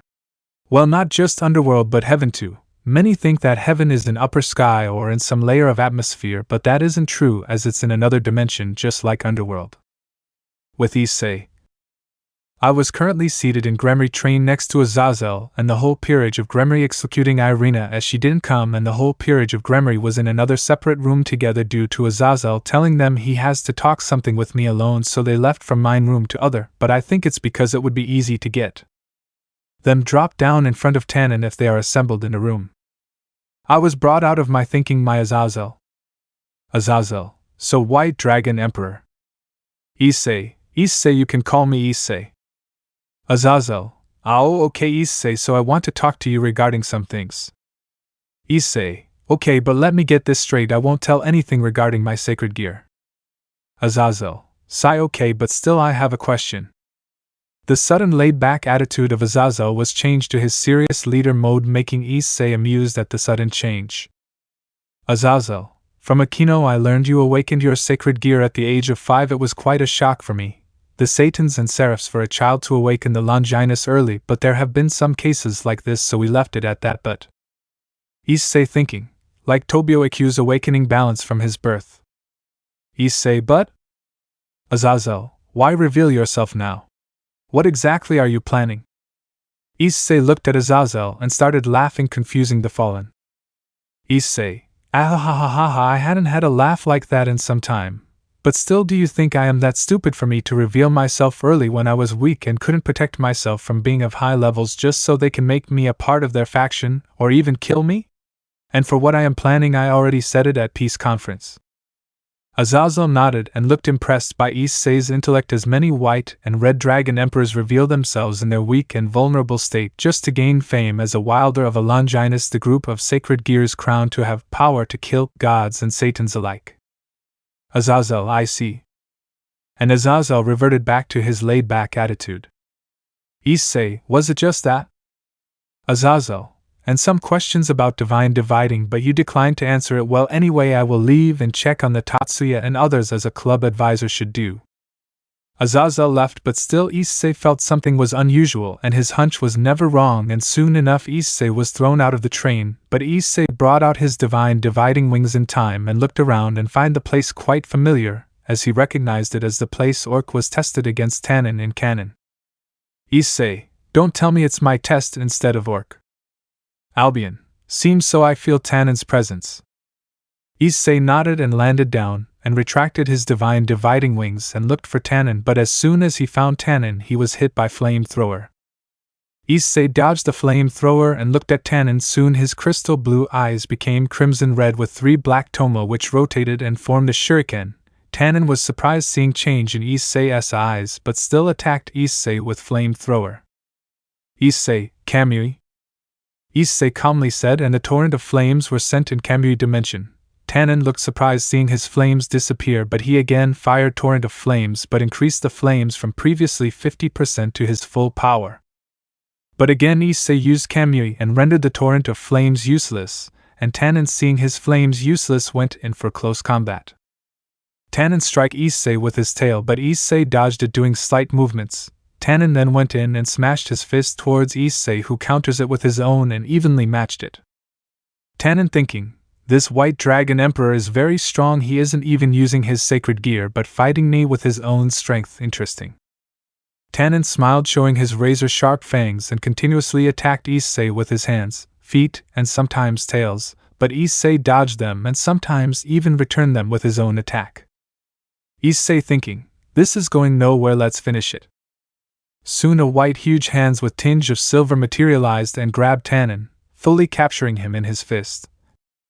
Yes, Issei used imperfect Susanoo and materialized its hand and grabbed Tannen fully by his stomach to waist, and soon Issei applied pressure on Tannen by closing the fist of his imperfect Susanoo, and a roar of pain was released by Tannen. Then Issei throwed Tannen towards a huge boulder, and then used his imperfect Susanoo's hand to punch Tannen when he tried to get up, knocking Tannen out unconscious.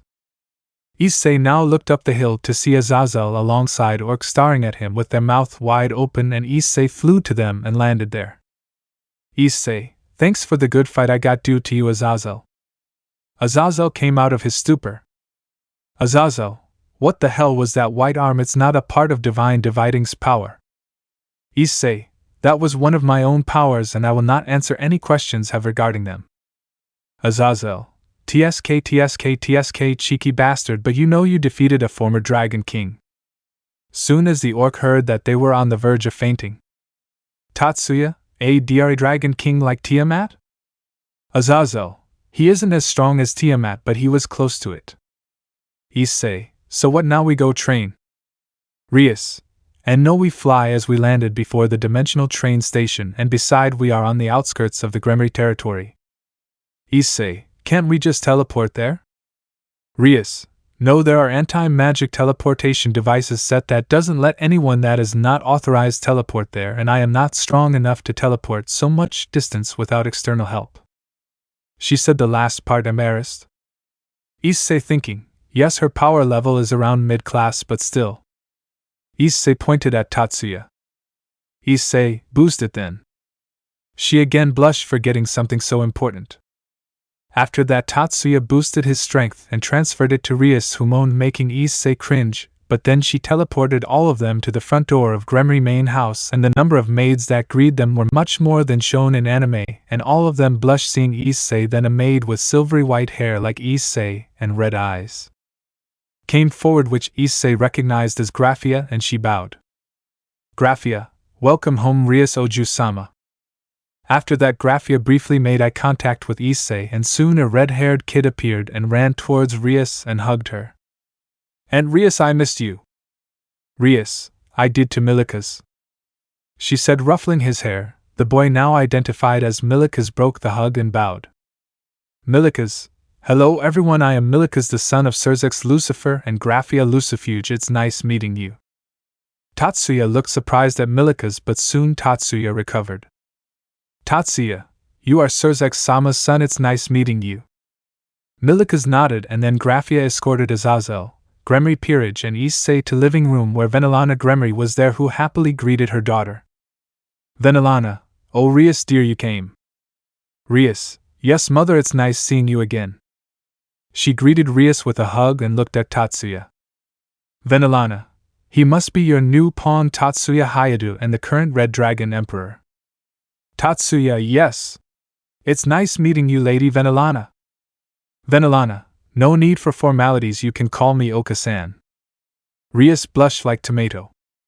Tatsuya, huh, no, I can't, you are President's mother. Venelana, well, if you are not comfortable now, then I agree, but in a long term you have to call me Oka-san. Tatsuya nodded. Issei smirked and whispered to Tatsuya's ear. Issei, in short, you agreed to marry Rias in future. Tatsuya blushed furiously and looked down, now realizing what he has done. Venelana. Oh, and you handsome man must be the White Dragon Emperor of this generation, I take? Issei. Yes, it's nice meeting Venelana Gremory. Venelana. Likewise, I hope you enjoy your stay at our humble abode. Issei nodded. Rias, mother, where is brother? Venelana. He is in west side of the mansion near arena. Rias nodded and left. We kinda followed. I mean, we didn't. What to do? It was her house. Scratch that. No, it's her villa. After 30 minutes, yes, 30 minutes walk, we reached the west side of mansion. Seriously, the devils and their huge ass places. After reaching there, we saw Surzex talking with a bulky man with black hair and purple eyes. Surzex. Oh, Rias 10, you came. Rias. Yes, brother. Both siblings hugged each other. Meanwhile, I looked at the black-haired figure as I knew who he was.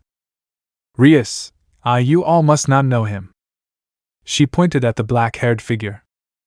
Rias. He is the one known as strongest youth devil, and he is also the heir of the house of great King Baal. Meet Serorg Baal, my cousin. Yes, the figure was Serorg. Tatsuya, the strongest youth devil. Mumbled Tatsuya. Rias hugged Serorg and both greeted each other. Serorg, it's nice meeting you, the Peerage of Rias, and... He looked at me. Issei, the White Dragon Emperor. His eyes widened and soon he extended a handshake from me, which I returned. Serorg, I have heard of your feats. I would like to have a spar with you soon, White Dragon Emperor. Issei, I wouldn't mind sparring against the strongest youth devil either. Suddenly Surzex interrupted. Surzex, why don't both of you spar now? I also want to see the strongest youth devil versus the White Dragon Emperor. Serorg looked towards me and I nodded, giving my approval. Serorg, I agree. Issei, I wouldn't mind. Chapter 12, A Spar with Baal and Departure for the Youth Devils Gathering. Currently Issei and Serorg were standing on the opposite ends of the arena and were being watched by Surzex and Orc. Serorg, I will give it my all and I expect the same from you. Serorg said, removing his formal shirt and revealing that underneath he was wearing a t-shirt that he uses for combat, and the t-shirt was also doing a good job in highlighting his bulky muscles. Issei, you have to earn my best. Serorg narrowed his eyes but nodded nonetheless. Surzex, this is a spar match between you both, so don't seriously injure each other, okay? Both nodded. Serorg took fighting stance. Meanwhile, Issei's crystal blue eyes became crimson red with 3 tomo that rotated and formed a shuriken, and seeing his eyes all were surprised. Surzex, Tatsuya-kun, do you know anything about those eyes? Tatsuya, and no, it's my first time seeing them. Surzex nodded. Surzex thinking, White Dragon, aren't you full of mysteries? Back with Issei. Serorg, you are severely underestimating me if you are not using your divine dividing. Serorg said, displeased. Issei, make me use it. Issei said with a smirk. Serorg narrowed his eyes further and went in for strike. He rotated around Issei and tried to confuse him, and with a blur he rushed towards Issei with a punch, but what happened next surprised not only him but all. The punch went through Issei and Issei was smirking all the while. Serorg, what kind of magic are you using? Issei remained stoic and didn't reply, but in truth it wasn't magic but an ability of his EMS that is a sub-skill of Kamui called Intangible, and it's a skill in which he have linked his body with Kamui dimension, and due to it any attack passes through him. In short, it's a broken skill which basically gives him unparalleled defense. Serorg didn't accept his defeat. Just like that, he tried everything in his arsenal, from shockwaves of his punches, and he hit Issei with a barrage of kicks and punches. He even tried to hit Issei with some Tuki condensed blast, and Issei literally did nothing. He just stood there with an indifferent expression, and his ability Intangible was in use all the while, making everything that hits him get passed through. After 15 minutes, Serorg was on his knees panting while Issei stared at him with a stoic face, but a hint of disappointment could be seen in his eyes. Issei, Serorg Baal, get stronger. You are currently strongest youth devil, but you have potential to be strong enough to make Lucifer use his true form and still come out victorious, so I hope you make use of that potential. Serorg, I will, but the match isn't over yet. Issei smiled. He liked Serorg's will to never give up. It reminded him of his younger self when sparring against Albion. At first he was absolutely crushed, but he stood back up again, and again. No matter how high the pain was, he didn't care about it, and fought till his body collapsed, and eventually he reached where he is now, and it all happened because of his will to never give up. Issei looked at Serorg and disappeared from his place, and appeared behind him and chopped the back of his neck, knocking him out cold. After that, Issei walked towards the orc and Serzex, and surprisingly even Graphia was there. Meanwhile, Serorg was taken to a guest room by some maids who were nearby. Serzex, it was a good match, but what are those eyes of yours? I have never seen them before, and did what you used with their power? Issei, I won't answer anything regarding it, Serzex. Issei said solemnly, making Serzex more interested in what the eyes are and their use, but he pushed these thoughts to back of his mind and nodded. Graphia, you know you should call him Serzex-sama or Lucifer-sama and not by his name, she said with a bit of anger in her voice. Issei, I am not a devil, and that means he is not the leader of my race, so I am not obliged to show him respect, and besides, my respect is earned, not just given to anyone I meet. Graphia narrowed her eyes and pressured Issei with her power, but Issei looked unfazed. He looked at Graphia and returned the equal amount pressure, making Graphia surprised, but she retracted her pressure and nodded. Serzex just sighed at his wife's antics. Rias, brother, you said you made some training arrangements for me in my peerage? As if on the cue, Tannen appeared in the Gremry arena in his miniature form. Serzex, yes, Rias, I did, and I guess you all already know him, but still he is Tannen, a former Dragon King and reincarnated devil, and he will train Tatsuya for a month and drop him here before the Youth Devils Gathering, and I have also made arrangements for your other peerage members. Tannen, it's nice meeting you, Lady Rias, and her peerage alongside host of Drake and Abian. Rias, it's a pleasure meeting you to Tannen. Then a boosted gear appeared in Tatsuya's hand through which Drake spoke. Drake, indeed Tannen, it's been a long time.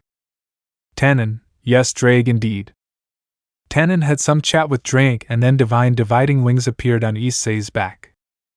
Albion, how are you faring up, Tannen? Tannen, after the beating I got, well, my back still aches, but still it's good getting to know that the White Dragon Emperor of this generation is this strong without even his sacred gear. Albion grunted and talked some time to Tannen, and then left the conversation. Serzex, well Tannen, what did you mean by getting to know that White Dragon Emperor is this strong? Tannen, Lord Lucifer, I was offered a fight with the White Dragon Emperor to test him, and you can say he won easily. Serzex nodded, quite shocked. Why wouldn't he be? Tannen was a former Dragon King, and Dragon Kings were strong enough to match some low to mid-level gods, and Tiamat, the strongest Dragon King, is said to be as strong as a high-level god. After that, Tannen took Tatsuya to train in Dragon Mountains, and Kiba got his former teacher Okido Tsuji and left with him to train. Zenobia got another knight of Serzex to train her. Meanwhile, Kaneko got the rook of Serzex to train her. Rias, Akeno and Gasper training was done under Graphia herself, and Asia got the Bishop of Serzex to train her.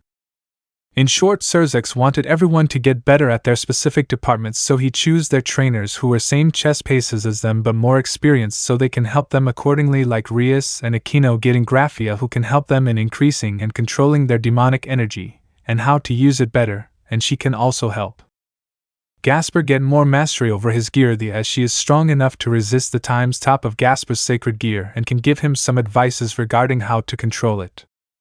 1 month later, Issei was currently seeing Tatsuya crying tears of joy on Rias's breast, saying how much he missed them, and complaining how Tannen made him sleep in a cave on leaves, and how he had to hunt for his own food. But Issei can see the progress they all made, as when they left all were in mid-middle class, but now they are in high class. All of them are currently in mid of high class, close to getting at peak of high class and power. As for what Issei did well, he went off to a mountain area in Underworld and trained to get a better control of his powers, and went to see more of Underworld in his free time, and learned it was similar to Human World but more advanced in technology, and had everything you can find in Human World, but it has a touch of monarchy system where higher class devils rule over their lands and all the low and mid-class devils in it. Time skip 1 day. After returning from their training, everyone went to their assigned rooms to rest to be in their best condition for the Youth Devils gathering, and currently all were gathered in front of Gremory Mansion except Issei, as he left with Surzex in a private train as he was a special guest and had some privileges. Soon Tannen with his fellow dragons arrived and took the Gremory Peerage to the Youth Devils gathering.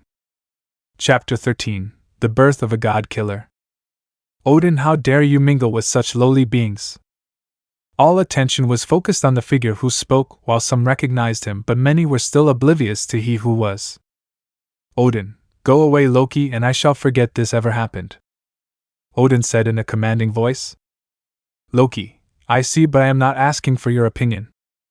Loki clapped his hands and a portal appeared below the spot he was flying at, and a big wolf came out of it and roared loudly. Odin, you even bought Fenrir, I see. Loki smirked. Yes, I think it would be better to bring the Ragnarok now, and then I will take over as the ruler of Asgard and eventually the whole world. Odin was now furious not only because Loki double-crossed him, but also the fact he declared his intention of killing Odin and taking over Asgard and then begin his desire to conquer the world. Odin, you will regret this, boy. Loki, I don't think so. Loki then snapped his fingers and Fenrir lunged forward at the one closest to him, which was surprisingly Akeno, and Akeno was shaking in fear and unable to react to the big wolf rushing towards her. Tatsuya, Akeno knew. Rias, get away from her.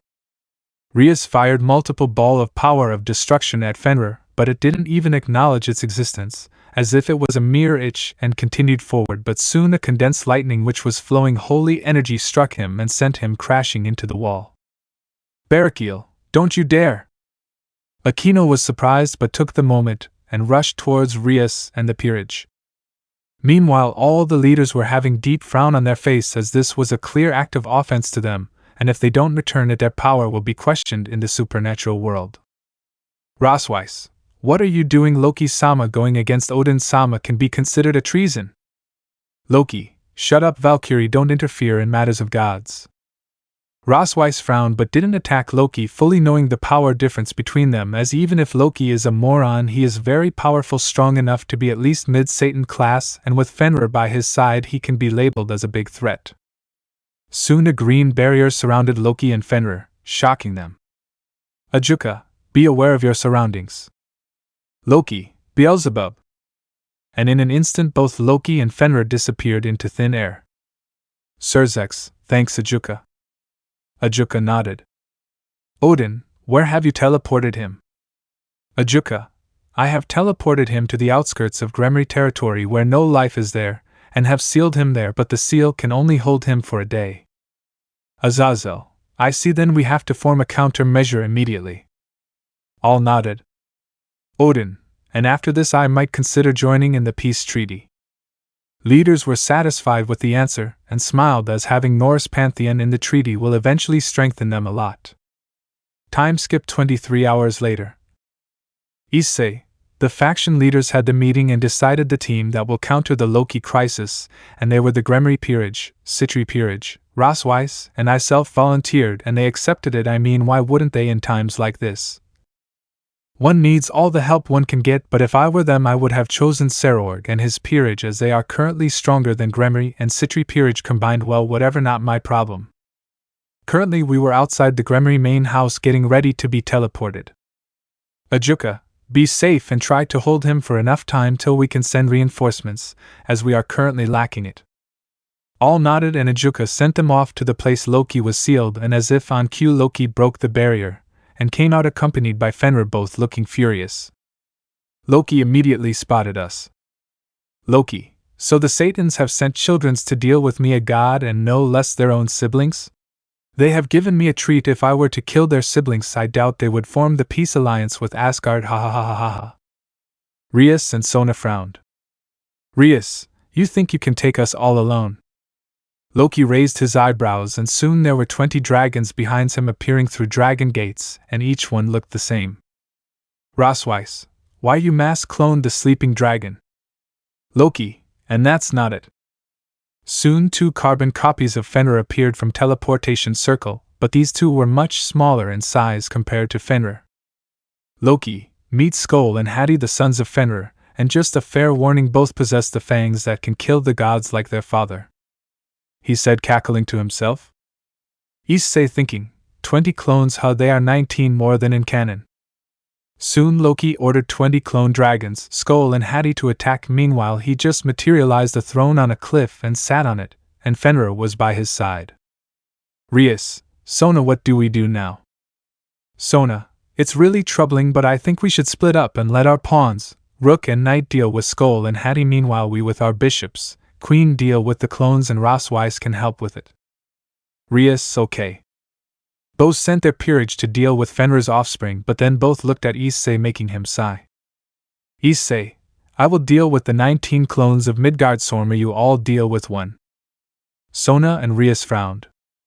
"Sona, you are underestimating us far too much, even if you are white drag." Issei cut her off in middle. "Issei, are you implying you can take on 20 clones of a dragon king while you cannot take down the weakest cadre? Don't make me laugh." Rias looked down. Meanwhile Sona took a deep breath and said, "Sona, are you confident enough in yourself to take on 19 of those?" she said, pointing at the clones of Midgardsormr. Issei, "Yes." "Sona, I see, then we will take the offer." Rias, "Sona, you should recon." Sona cut her off in middle. "Sona, he is right. If we can't even take on Kokobile, then they are far out of our league currently." Rias nodded, and then without any questions they left with their queen, bishops and queens respectively, and accompanied by Roswise. With Issei. Issei has entered the balance breaker and took off on the 19 clones. Albion mentally, "So what do you plan to do now?" Issei mentally, "I will play along with them, dodging their attacks and sometimes countering and taking them one by one slowly, so that Tatsuya can get Mjolnir and get the blessing of a fairy under Shikigami, the goddess of breast, as it be major for evil dragon war and Xyz's invasion." Albion mentally, "That's a good plan indeed." Time skip 2 hours later, normal POV. With Gremry, Peerage, Sona and Rias alongside their queen and bishop were still struggling against one clone of Midgardsormr, as no matter how much they hit him he gets up as if he doesn't feel the pain at all. Regarding Skull and Hattie, they too were slowly but surely getting overwhelmed, and Issei was currently fighting the last 2 clones of Midgardsormr, as he have killed all the rest of 17 clones. Loki was seeing this all in amusement, as if watching his favorite movie, but soon a magic circle appeared and from it came a hammer, and seeing it Loki frowned deeply. "Loki, that bastard old man!" Roswise put a hand to her ears, and she was in her Valkyrie battle outfit, which has an inbuilt communication device. Roswise report. Random Valkyrie. Odin-sama has told that the red dragon should lift it, as he might be worthy according to him. Roswise nodded and severed the connection and shouted at top of her lungs. Roswise, "Tatsuya, Odin-sama has told that you should lift Mjolnir." Tatsuya nodded and took of the sky in his balance breaker and was rushing towards the hammer. Loki, "Not so fast." Roswise, "Oh no you don't." Loki fired multiple magic attacks, but Roswise stopped them by forming a barrier with her full power, giving Tatsuya enough time to grab the Mjolnir, but much to his surprise the hammer was far too heavy, and he fell down to the ground with Mjolnir, and tried to lift it continuously, but Mjolnir didn't even move a little. Tatsuya, "What the hell?" Roswise, "What are you doing? We don't have much time, and this barrier will break any second, and I can't reform another one as this one took my whole power." Tatsuya, "It's too heavy." Roswise, "What?" Roswise lost her concentration, and the attacks broke through the barrier, almost hitting her, but she dodged them in time, and soon fell to ground and was on her knees panting heavily. Tatsuya POV. Tatsuya, "What should I do now?" "It seems you are in trouble, so I shall help you." Tatsuya looked around surprised. Tatsuya, Who are you?" "A fairy in service to goddess of breast Lady Shikigami, who is from another world than yours, but seeing your great dedication for breast have impressed Lady Shikigami, so this is her reward."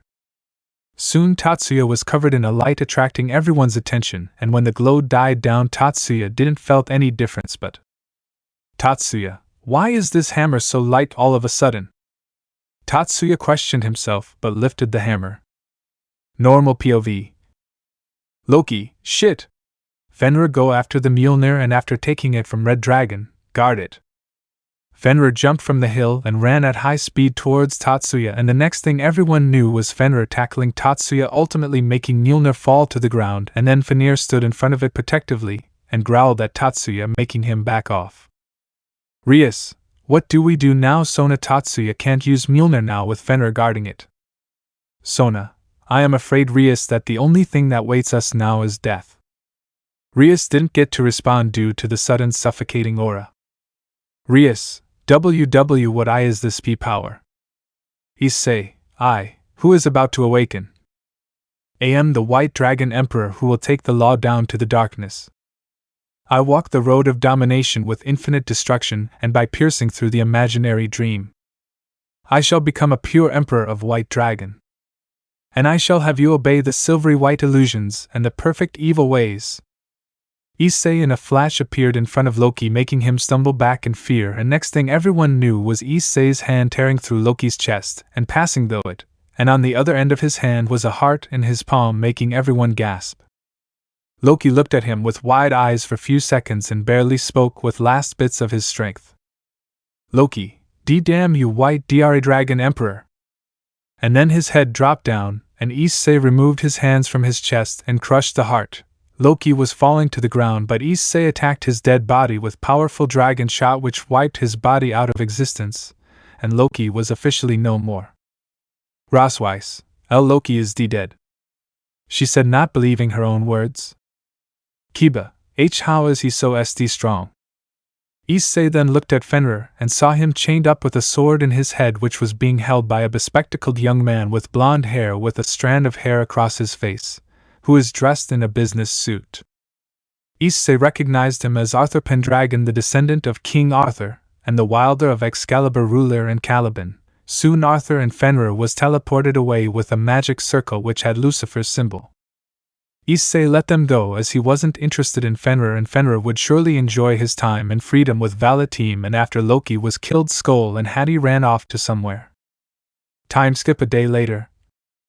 It's been a day since Issei killed Loki, and after killing Loki, Issei and everyone was teleported to a meeting room where Sona reported everything that had happened. Odin, surprisingly enough, accepted the death of Loki and said the path he chose would surely end with him being dead, so it didn't matter to him who killed him because Loki brought it upon himself, but he was visibly sad. Meanwhile, everyone was shocked by the power and questioned Issei regarding it, and Issei explained that it was a controlled form of juggernaut drive that he obtained after dealing with all the past hosts, making all too shocked to even speak, as no wielder of divine dividing or boosted gear has done that before and after. That Tatsuya informed them about the fairy incident, and her mentioning about the goddess of breast Shikigami and the other world. After that, the news about the first Longinus user to ever kill a god and him being the current White Dragon Emperor spread like wildfire, and some higher-ups of the three factions and Norse were informed about the goddess of breast Shikigami from Otherworld, but the news wasn't spread as if the existence of Otherworld was to be learned by common people. Then it would surely not end well, but unbeknownst to them, the catastrophe that will change the world forever has already begun. Somewhere in Underworld, a middle-aged man in his 40s with dark silver hair and hazel eyes and a beard. He wore the same Mao Lucifer attire as Surzex, although colored in silver. He was seated on throne with a bored expression on his face. Soon a magic circle appeared, making him raise an eyebrow. From the magic circle came a man wearing all black with silvery white hair, red eyes and handsome face, and he kneeled in front of the middle-aged man. What happened? Lord Rhysavim, I have gotten news from some of our spy that are high in ranking in Devil community. Middle-aged man, now recognized as Rhysavim, spoke again. Rhysavim, what is it? Lord, we have gotten news that the current White Dragon Emperor has killed the god Loki from Asgard. Rhysavim, oh, so the strongest white dragon has appeared, but is that all? No, Lord, the Red Dragon Emperor under some circumstances had encountered a fairy who gave him the blessing to wield Mjolnir, and she claimed to be in service of Shikigami, a goddess of breast from Otherworld, confirming the existence of Otherworld. Rhysavim laughed heartedly and after a minute stopped. Rhysavim, yes, I knew there was something beyond this world. Just thinking about going and destroying that world excites me, and by doing that it will create a legend in that world about a devil coming from Otherworld and destroying their world and killing all their gods. Suddenly Rizavim went quiet and spoke after some time. Rizavim, but to face and destroy that world we need to take the strongest from our world to face all the gods there and anything they throw at us, someone strong like the dragon gods. Forgive me for interrupting you, my lord, but I don't think Ophis or Great Red would be interested in your goal, as Ophis wants silence, and wars is its opposite, and from what we know about Great Red from Ophis he would never agree, as he likes to perform stunts in Dimensional Gap. Rise of him, Lucius Lucifuge, did you think I would go for the dragon gods when there is someone stronger than them out there? The man now recognized as Lucius spoke. Lucius, my lord, what do you mean someone stronger than dragon gods? You must be joking. Rise of him, if the other world is real he too must exist. Lucius, go and get the location of Holy Grail and also form a faction in Cow's Brigade which will work under me, its name shall be Clippeth. Lucius, yes my lord, but what shall be the goal of this faction? Rise of him, to search and revive the Emperor Beast of Apocalypse Trihexa, 666. Chapter 14, The Rating Game Sona vs. Rias. Issei POV. It's been about a week since I killed Loki, so what happened is, well, after the ordeal with Loki we all returned to Ko and our life was going on like any normal humans would, but Rias and her Peerage did train somewhat as their rating game with Sona was near, and the fight with Loki gave them a good understanding of their lack of power and how it could affect them. For what I did, well, initially I wanted to train some more, but Albion insisted, saying that I shouldn't as the upcoming days were full of death battles, so I should get as much rest as I could, so I accepted it and got the rest I could get. Yesterday I had my date with Lucy. I was surprised as I initially told her I wanted a date in Fluke. I didn't thought that she would actually come, but I agreed to it, and the date was perfect in my opinion, from going to an amusement park, then giving her a tour around the Ko and telling about my childhood stories, which she replied by telling her childhood stories, and from what I get from it is, well, Euclid Lucifuge is a big Siscon one who can be compared with Surzex and Sarah Fall. I just hope he takes it well. You know about her and me being together well enough about that. After the tour around Ko, I bought her some clothes, and then we went to a restaurant that specializes in Italian dishes, and then it was about time she left, but not before giving me a kiss and saying that she wants to be my girlfriend, and well, who am I not to accept her? Also, I feel some sort of attraction towards her, just like her. Normal POV. Issei has just teleported to his room after his date with Lucy and her becoming his official girlfriend. Currently Issei was laying on his bed, eyes closed, waiting for sleep to take over, but his thoughts wouldn't let it. Just then Albion chimed in. Albion, so now you have a girlfriend. The boy who I knew has become a man, I must say, but still congratulations. Issei, thanks Albion, and I still have to know about her, more about Lucy to really call it a relationship. You know, currently I just know her as Lucy Lucifuge, but I hope to know her as just Lucy, kind of cliche if you must ask. Albion, you have a point, but still it's good for, and to be honest I never took you for one to be in a relationship. Issei, either did I, but it was a whole new experience to me, as in my previous life I was just a nerd who in high school believed that I would have a date with a woman when I have accomplished what I wanted in my life, and just like that I denied all the attempts of any girl that was interested in me, and just when I wanted to go in a relationship I died, yup I died and waked up as our friendly neighborhood a pay dragon. Albion chuckled at the last part. Albion, go on, I am still listening. Issei nodded and continued. Issei, at first I was in denial for some time. I mean, reincarnation was a myth in my previous life. I for one never believed it, but to be reincarnated in an anime that I watched as childhood I was quite conflicted to say the least, but I knew one thing, that this was my new reality, a new life that I have gotten in a world filled with supernatural beings and people wanting to conquer it. But the first thing I did was to train and train to gain power, as without it one is nothing, and here we are with me being a dragon god class and power. Albion, yes, we have improved to leaps and bounds, but currently I would recommend you go to sleep, as tomorrow is the rating game between the Citri and Gremory Peerage, and I am sure you wouldn't want to miss it. Issei grunted, and there was a comfortable silence between them, which was ended with Issei entering the dreamland. Next day, Issei woke up, got freshened up, and left to the place of rating game, as it was surprisingly at early morning, and he entered the place where rating game would be held and entered the guest room, which was consisting of some devil nobles, and in them Issei recognized someone, and sat beside her. You came. Issei, yes, my dear girlfriend. The person now recognized as Lucy blushed a little and looked away. Then the announcer started his job and introduced both teams, and then the rating game began, but it had some rules being. The rules of the match is that the participants are not allowed to destroy the environment, putting the Gremry group, who specializes in powerful environment-destroying attacks, at a sizable disadvantage, and the second rule is that Gasper isn't allowed to use his sacred gear or drink Tatsuya's blood. And the match went on with Rias ordering Gasper to split in his bat form and scout the whole area, Rias predicting that Sona would think that they'd send Tatsuya to the enemy base while arranging for a distraction to draw off Sona's forces. Rias instead uses Tatsuya and Kaneko as the distraction, while sending Kiba and Zenovia as the main fighting force. Sona, having anticipated Rias's strategy, first lures Gasper into the mall's grocery store where he is incapacitated by garlic and defeated by Sona's forces.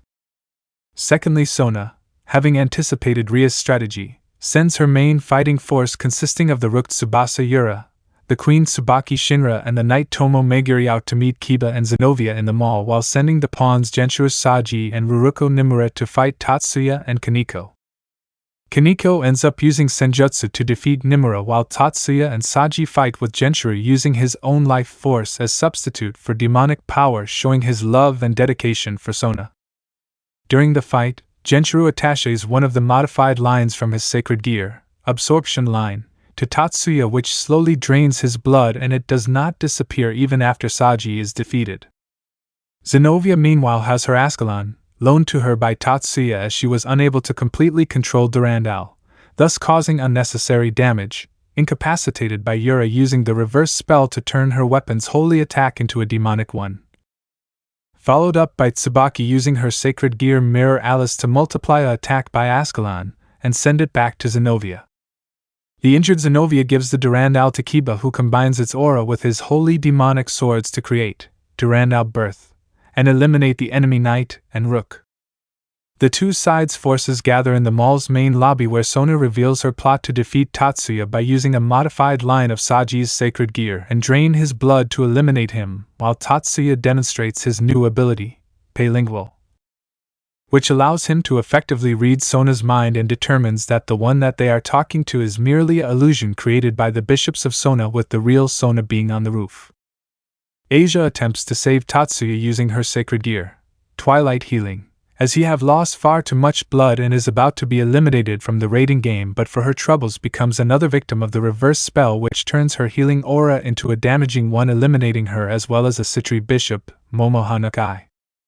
After Tatsuya is finally eliminated due to excessive blood loss as he was unable to get healed by Asia, Akeno, in a fit of rage due to Tatsuya getting eliminated, went on and eliminates the other Citri bishop, Raya Kasaka.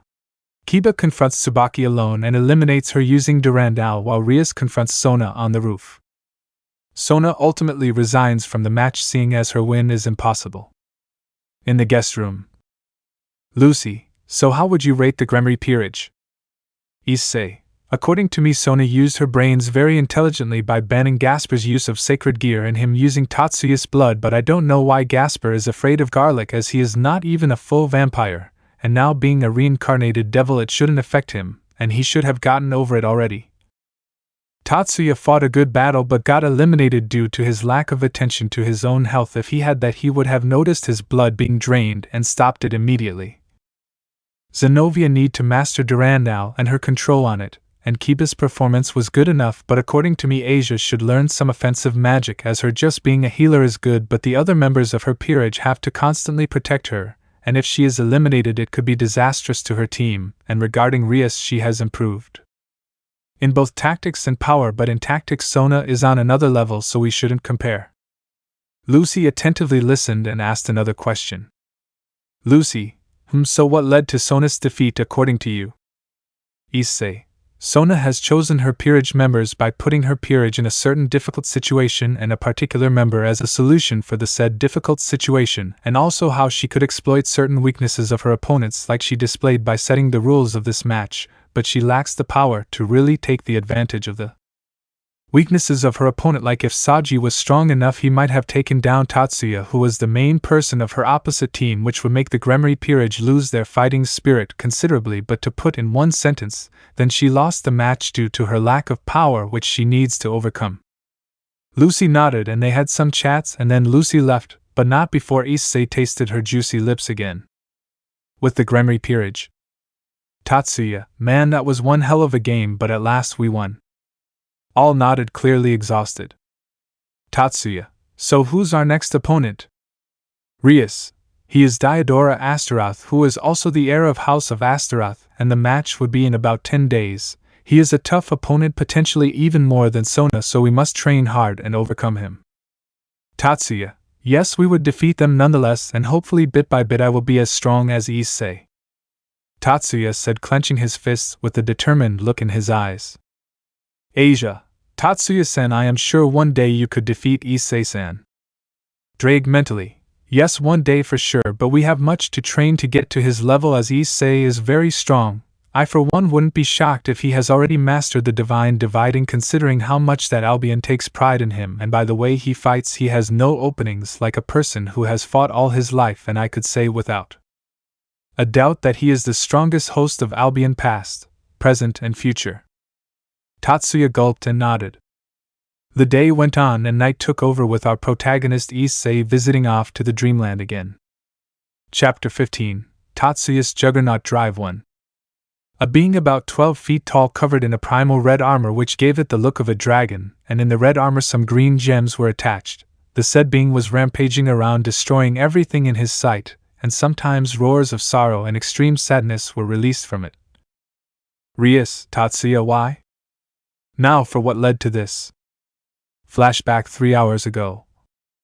Rias and her peerage has just entered the field of play of their raiding game, and then suddenly Diodora Astaroth appears and reveals his allegiance with the Old Satan faction, and the fact the Old Satan faction have hijacked the whole dimension, and just after his little speech he in a flash kidnapped Asia from Rias, making her peerage enraged. But Diodora left to the top shrine where his headquarters were given to him by raiding game community. But Gremory Peerage wanted to rescue Asia, so they chased after him, and to stop them in their tracks Diodora has took it upon himself to host an unofficial raiding game by having his peerage get in their way. The first matchup took place in a shrine where he sent all 8 of his pawns and both rooks, while Rias sent Tatsuya, Kaneko, Gasper and Zenobia to face them. Before the fight commenced, Zenobia was given the Ascalon sword by Tatsuya. Zenobia powered up the holy aura of Durandal and Ascalon in tandem, and delivered 2 powerful slashes at the rooks, killing them. The other 3 prepared to power up for their fight against Diodora's pawns, who have all promoted to queen. Kaneko let her cat ears and tail out, Gasper drank a drop of Tatsuya's blood, and Tatsuya also promoted to queen. With his perverted desires maxed, Tatsuya boosted his power to use his newest technique, Palingual. With it he was able to hear the thoughts of all their breasts and predict moves which he convoyed to his teammates. Gasper froze 6 of the pawns who were about to make an attack on him, and Kaneko. The other 2 pawns were easily dealt with by Kaneko. The Gremory team moved on to the next shrine for the next matchup. There they met up with Diodora's queen and bishops. Rias and Akeno stepped up to face them.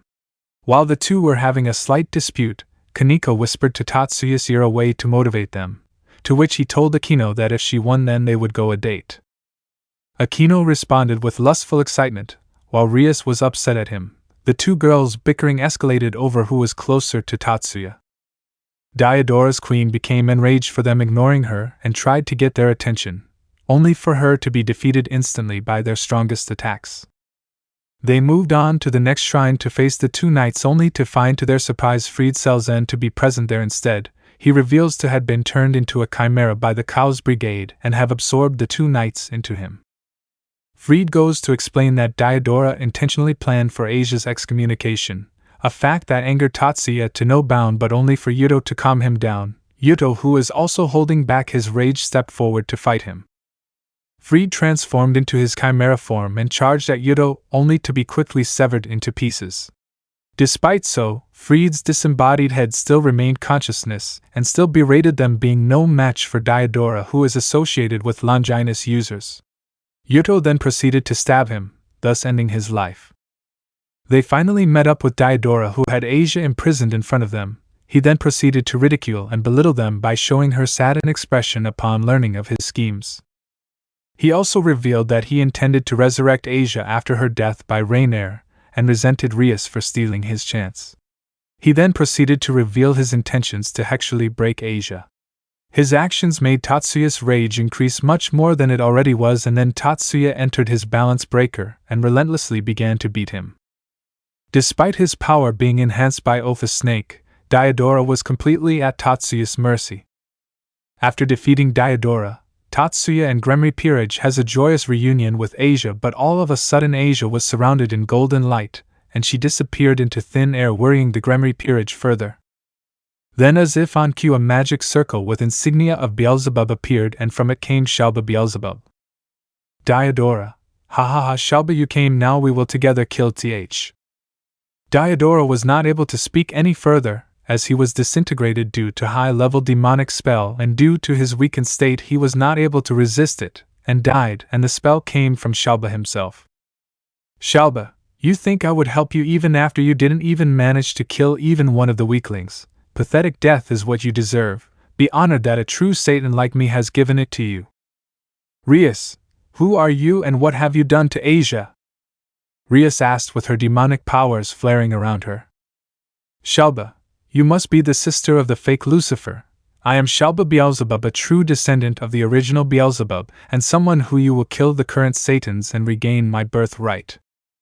Tatsuya, cut the crap. Where is Asia? Shalba frowned. Shalba, shut up, you lizard, but I might as well tell you. Then a wicked grin formed on his face.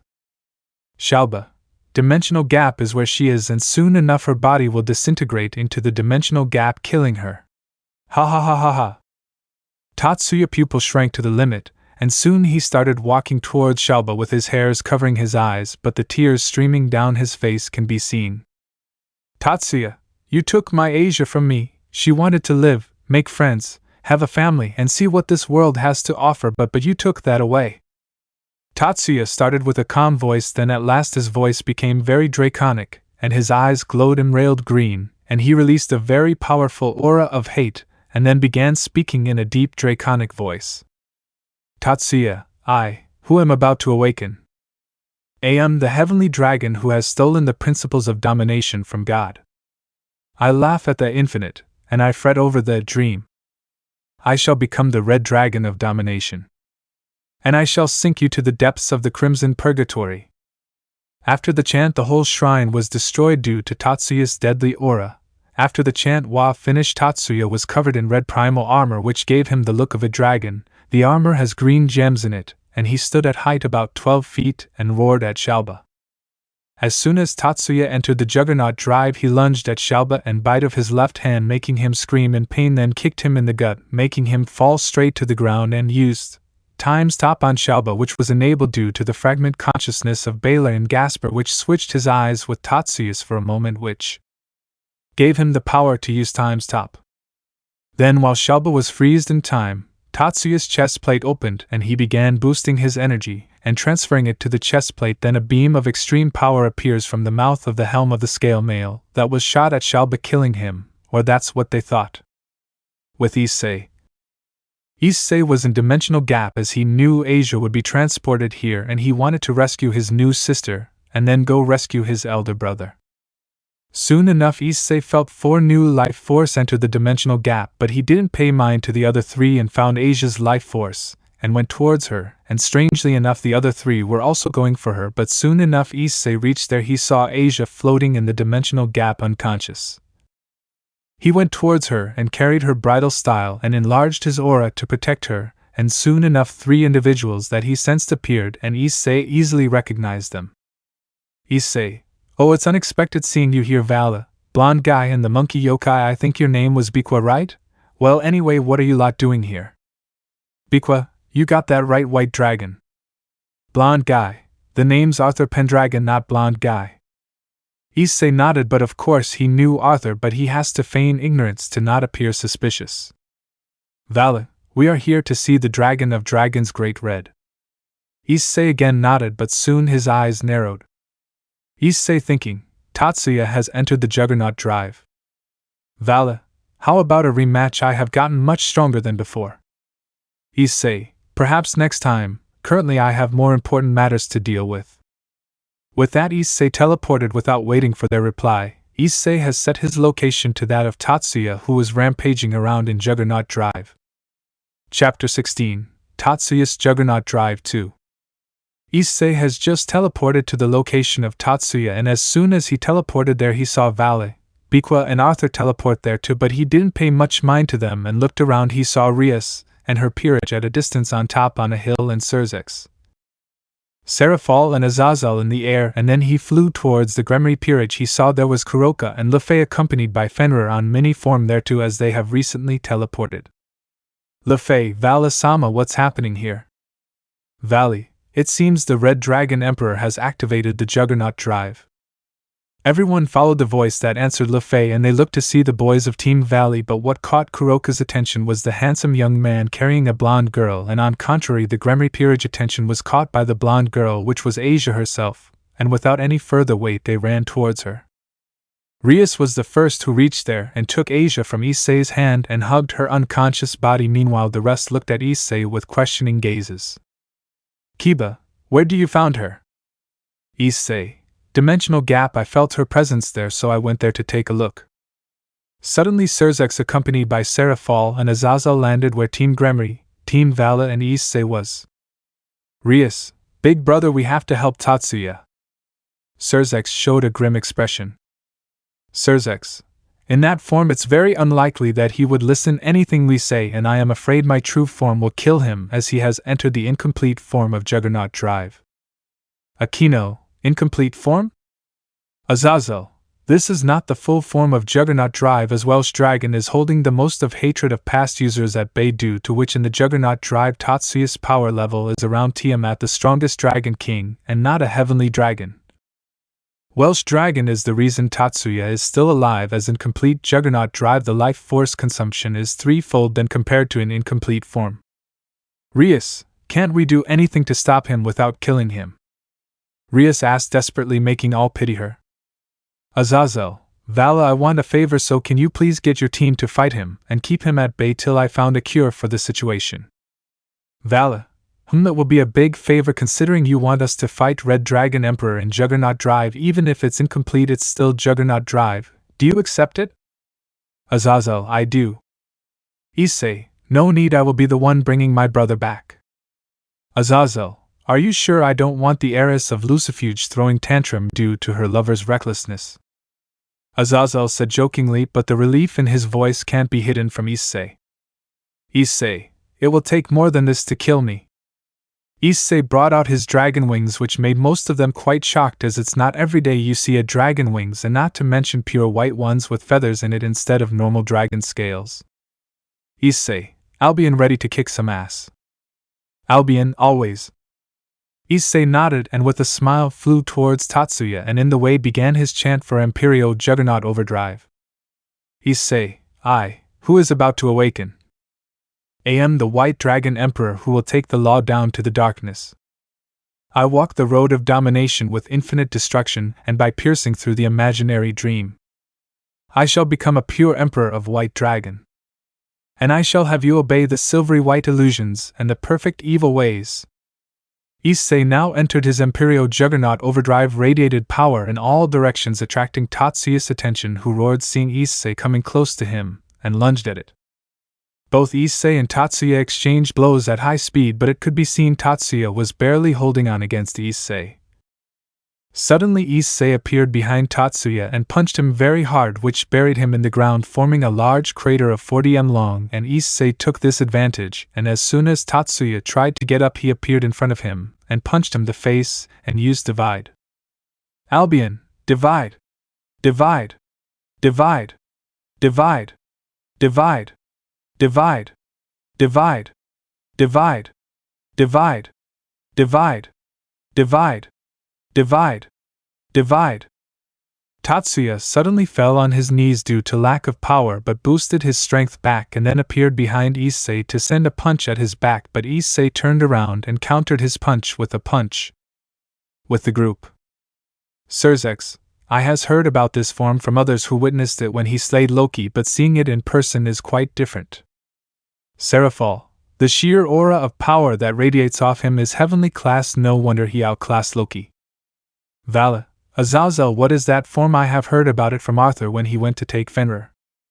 Azazel, it's a controlled version of Juggernaut Drive in which the hatred of the past host is not there, and this form consumes stamina instead of life force.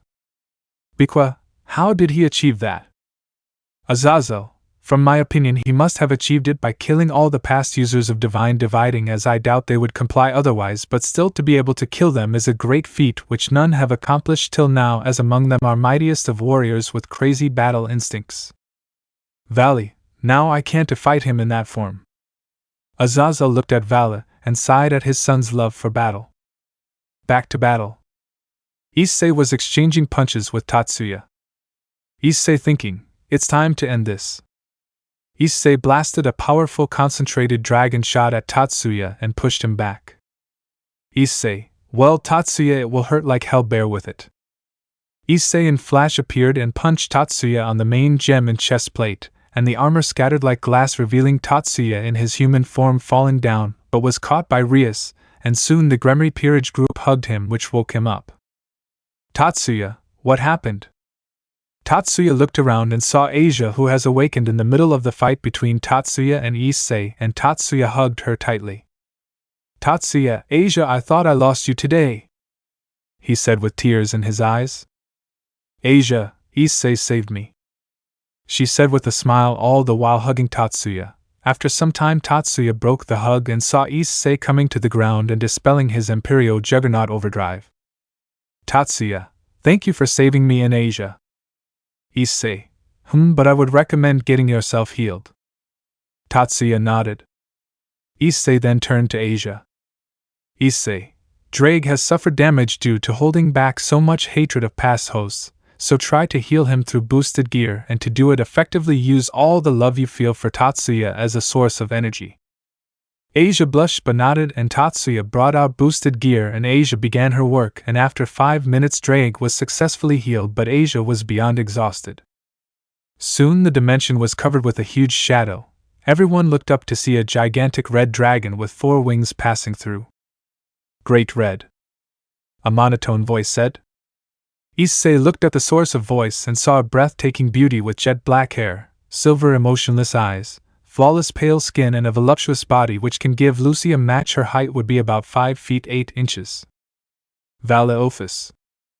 Rias, Ophis as in the dragon god of infinity. Azazel, and also the leader of Chaos Brigade. Issei mentally, you see that Albion, it seems Ophis isn't a lowly. Albion mentally, go try your luck then, playboy. Issei smirked and walked towards Ophis, who looked at him with her emotionless silver eyes. Issei, so you are Ophis? I am Issei hyoudou, the current White Dragon Emperor.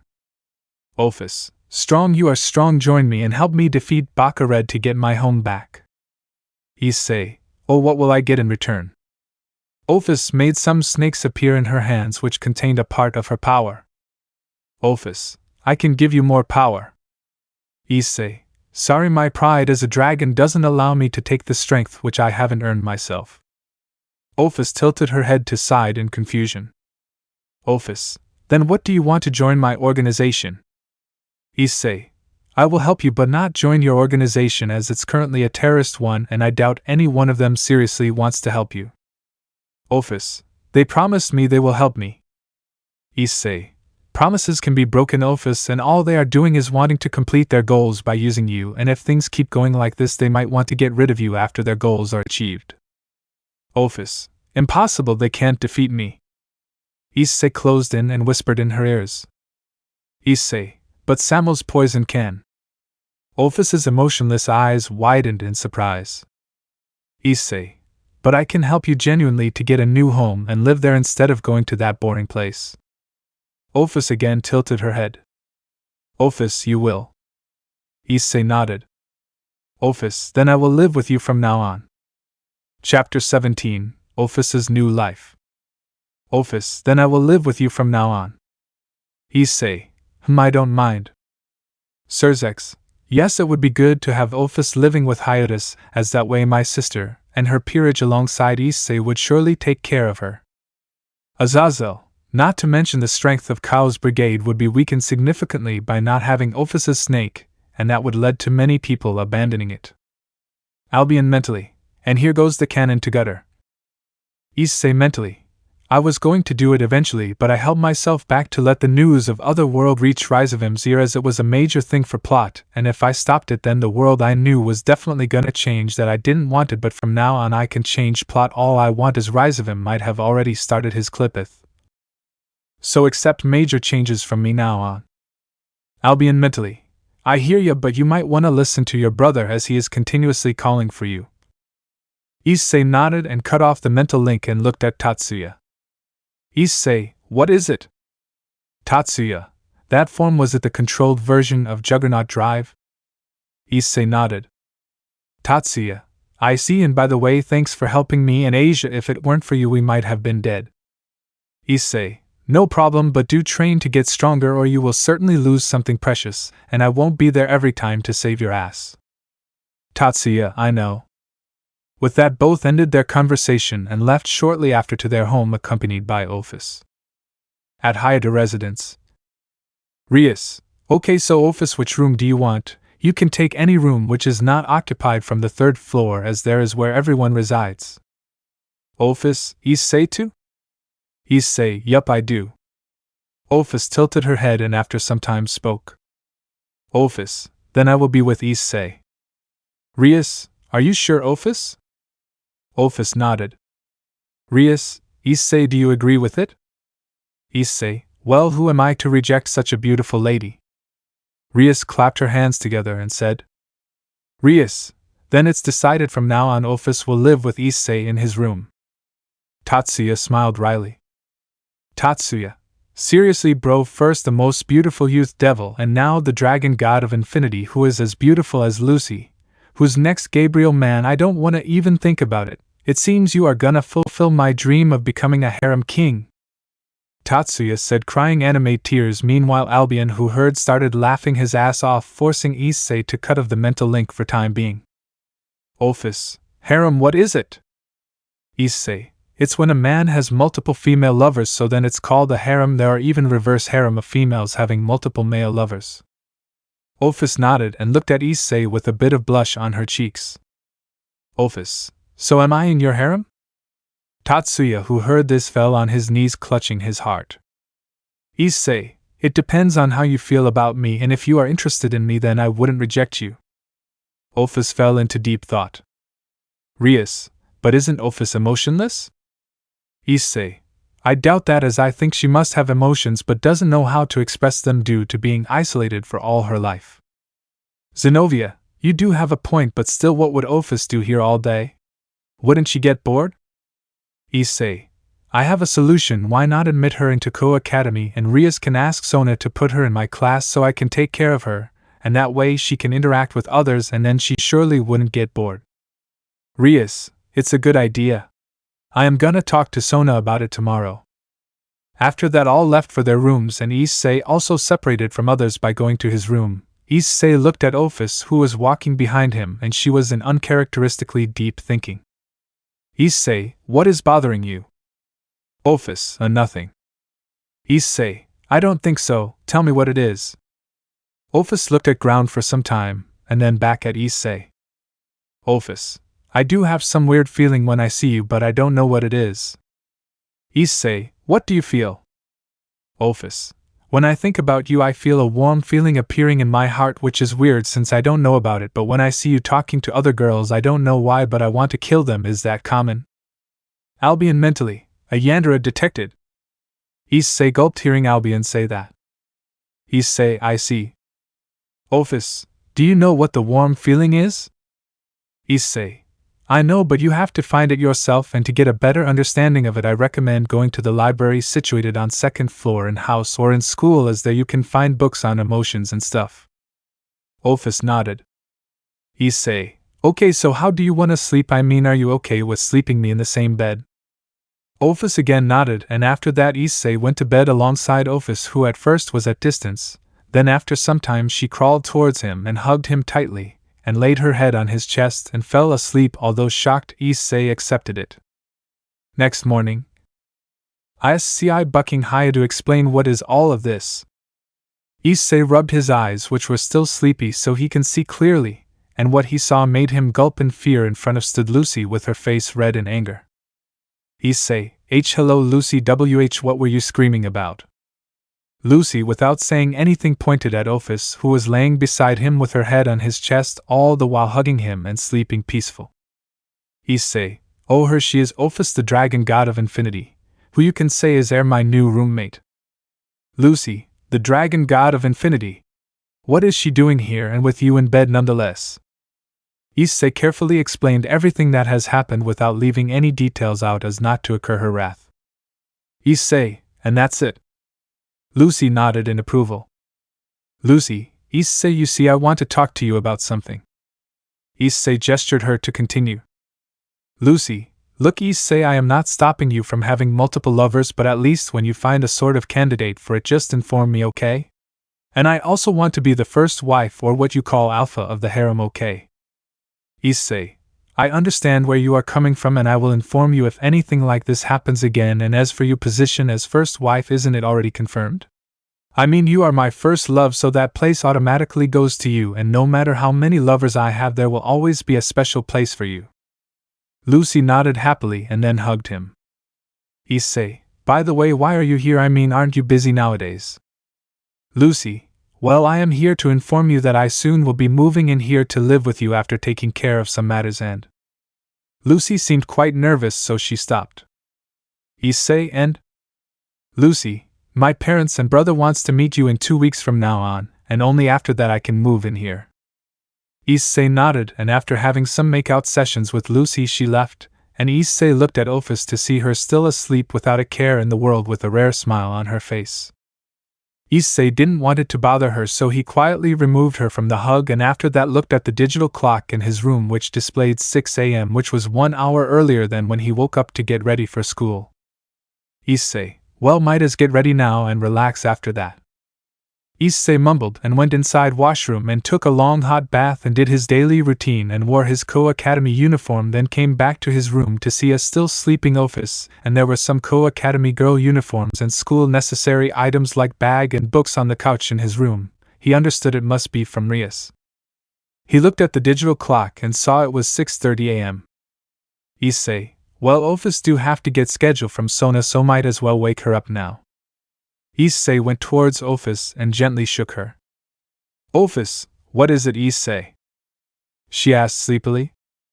Issei, get up, food is ready.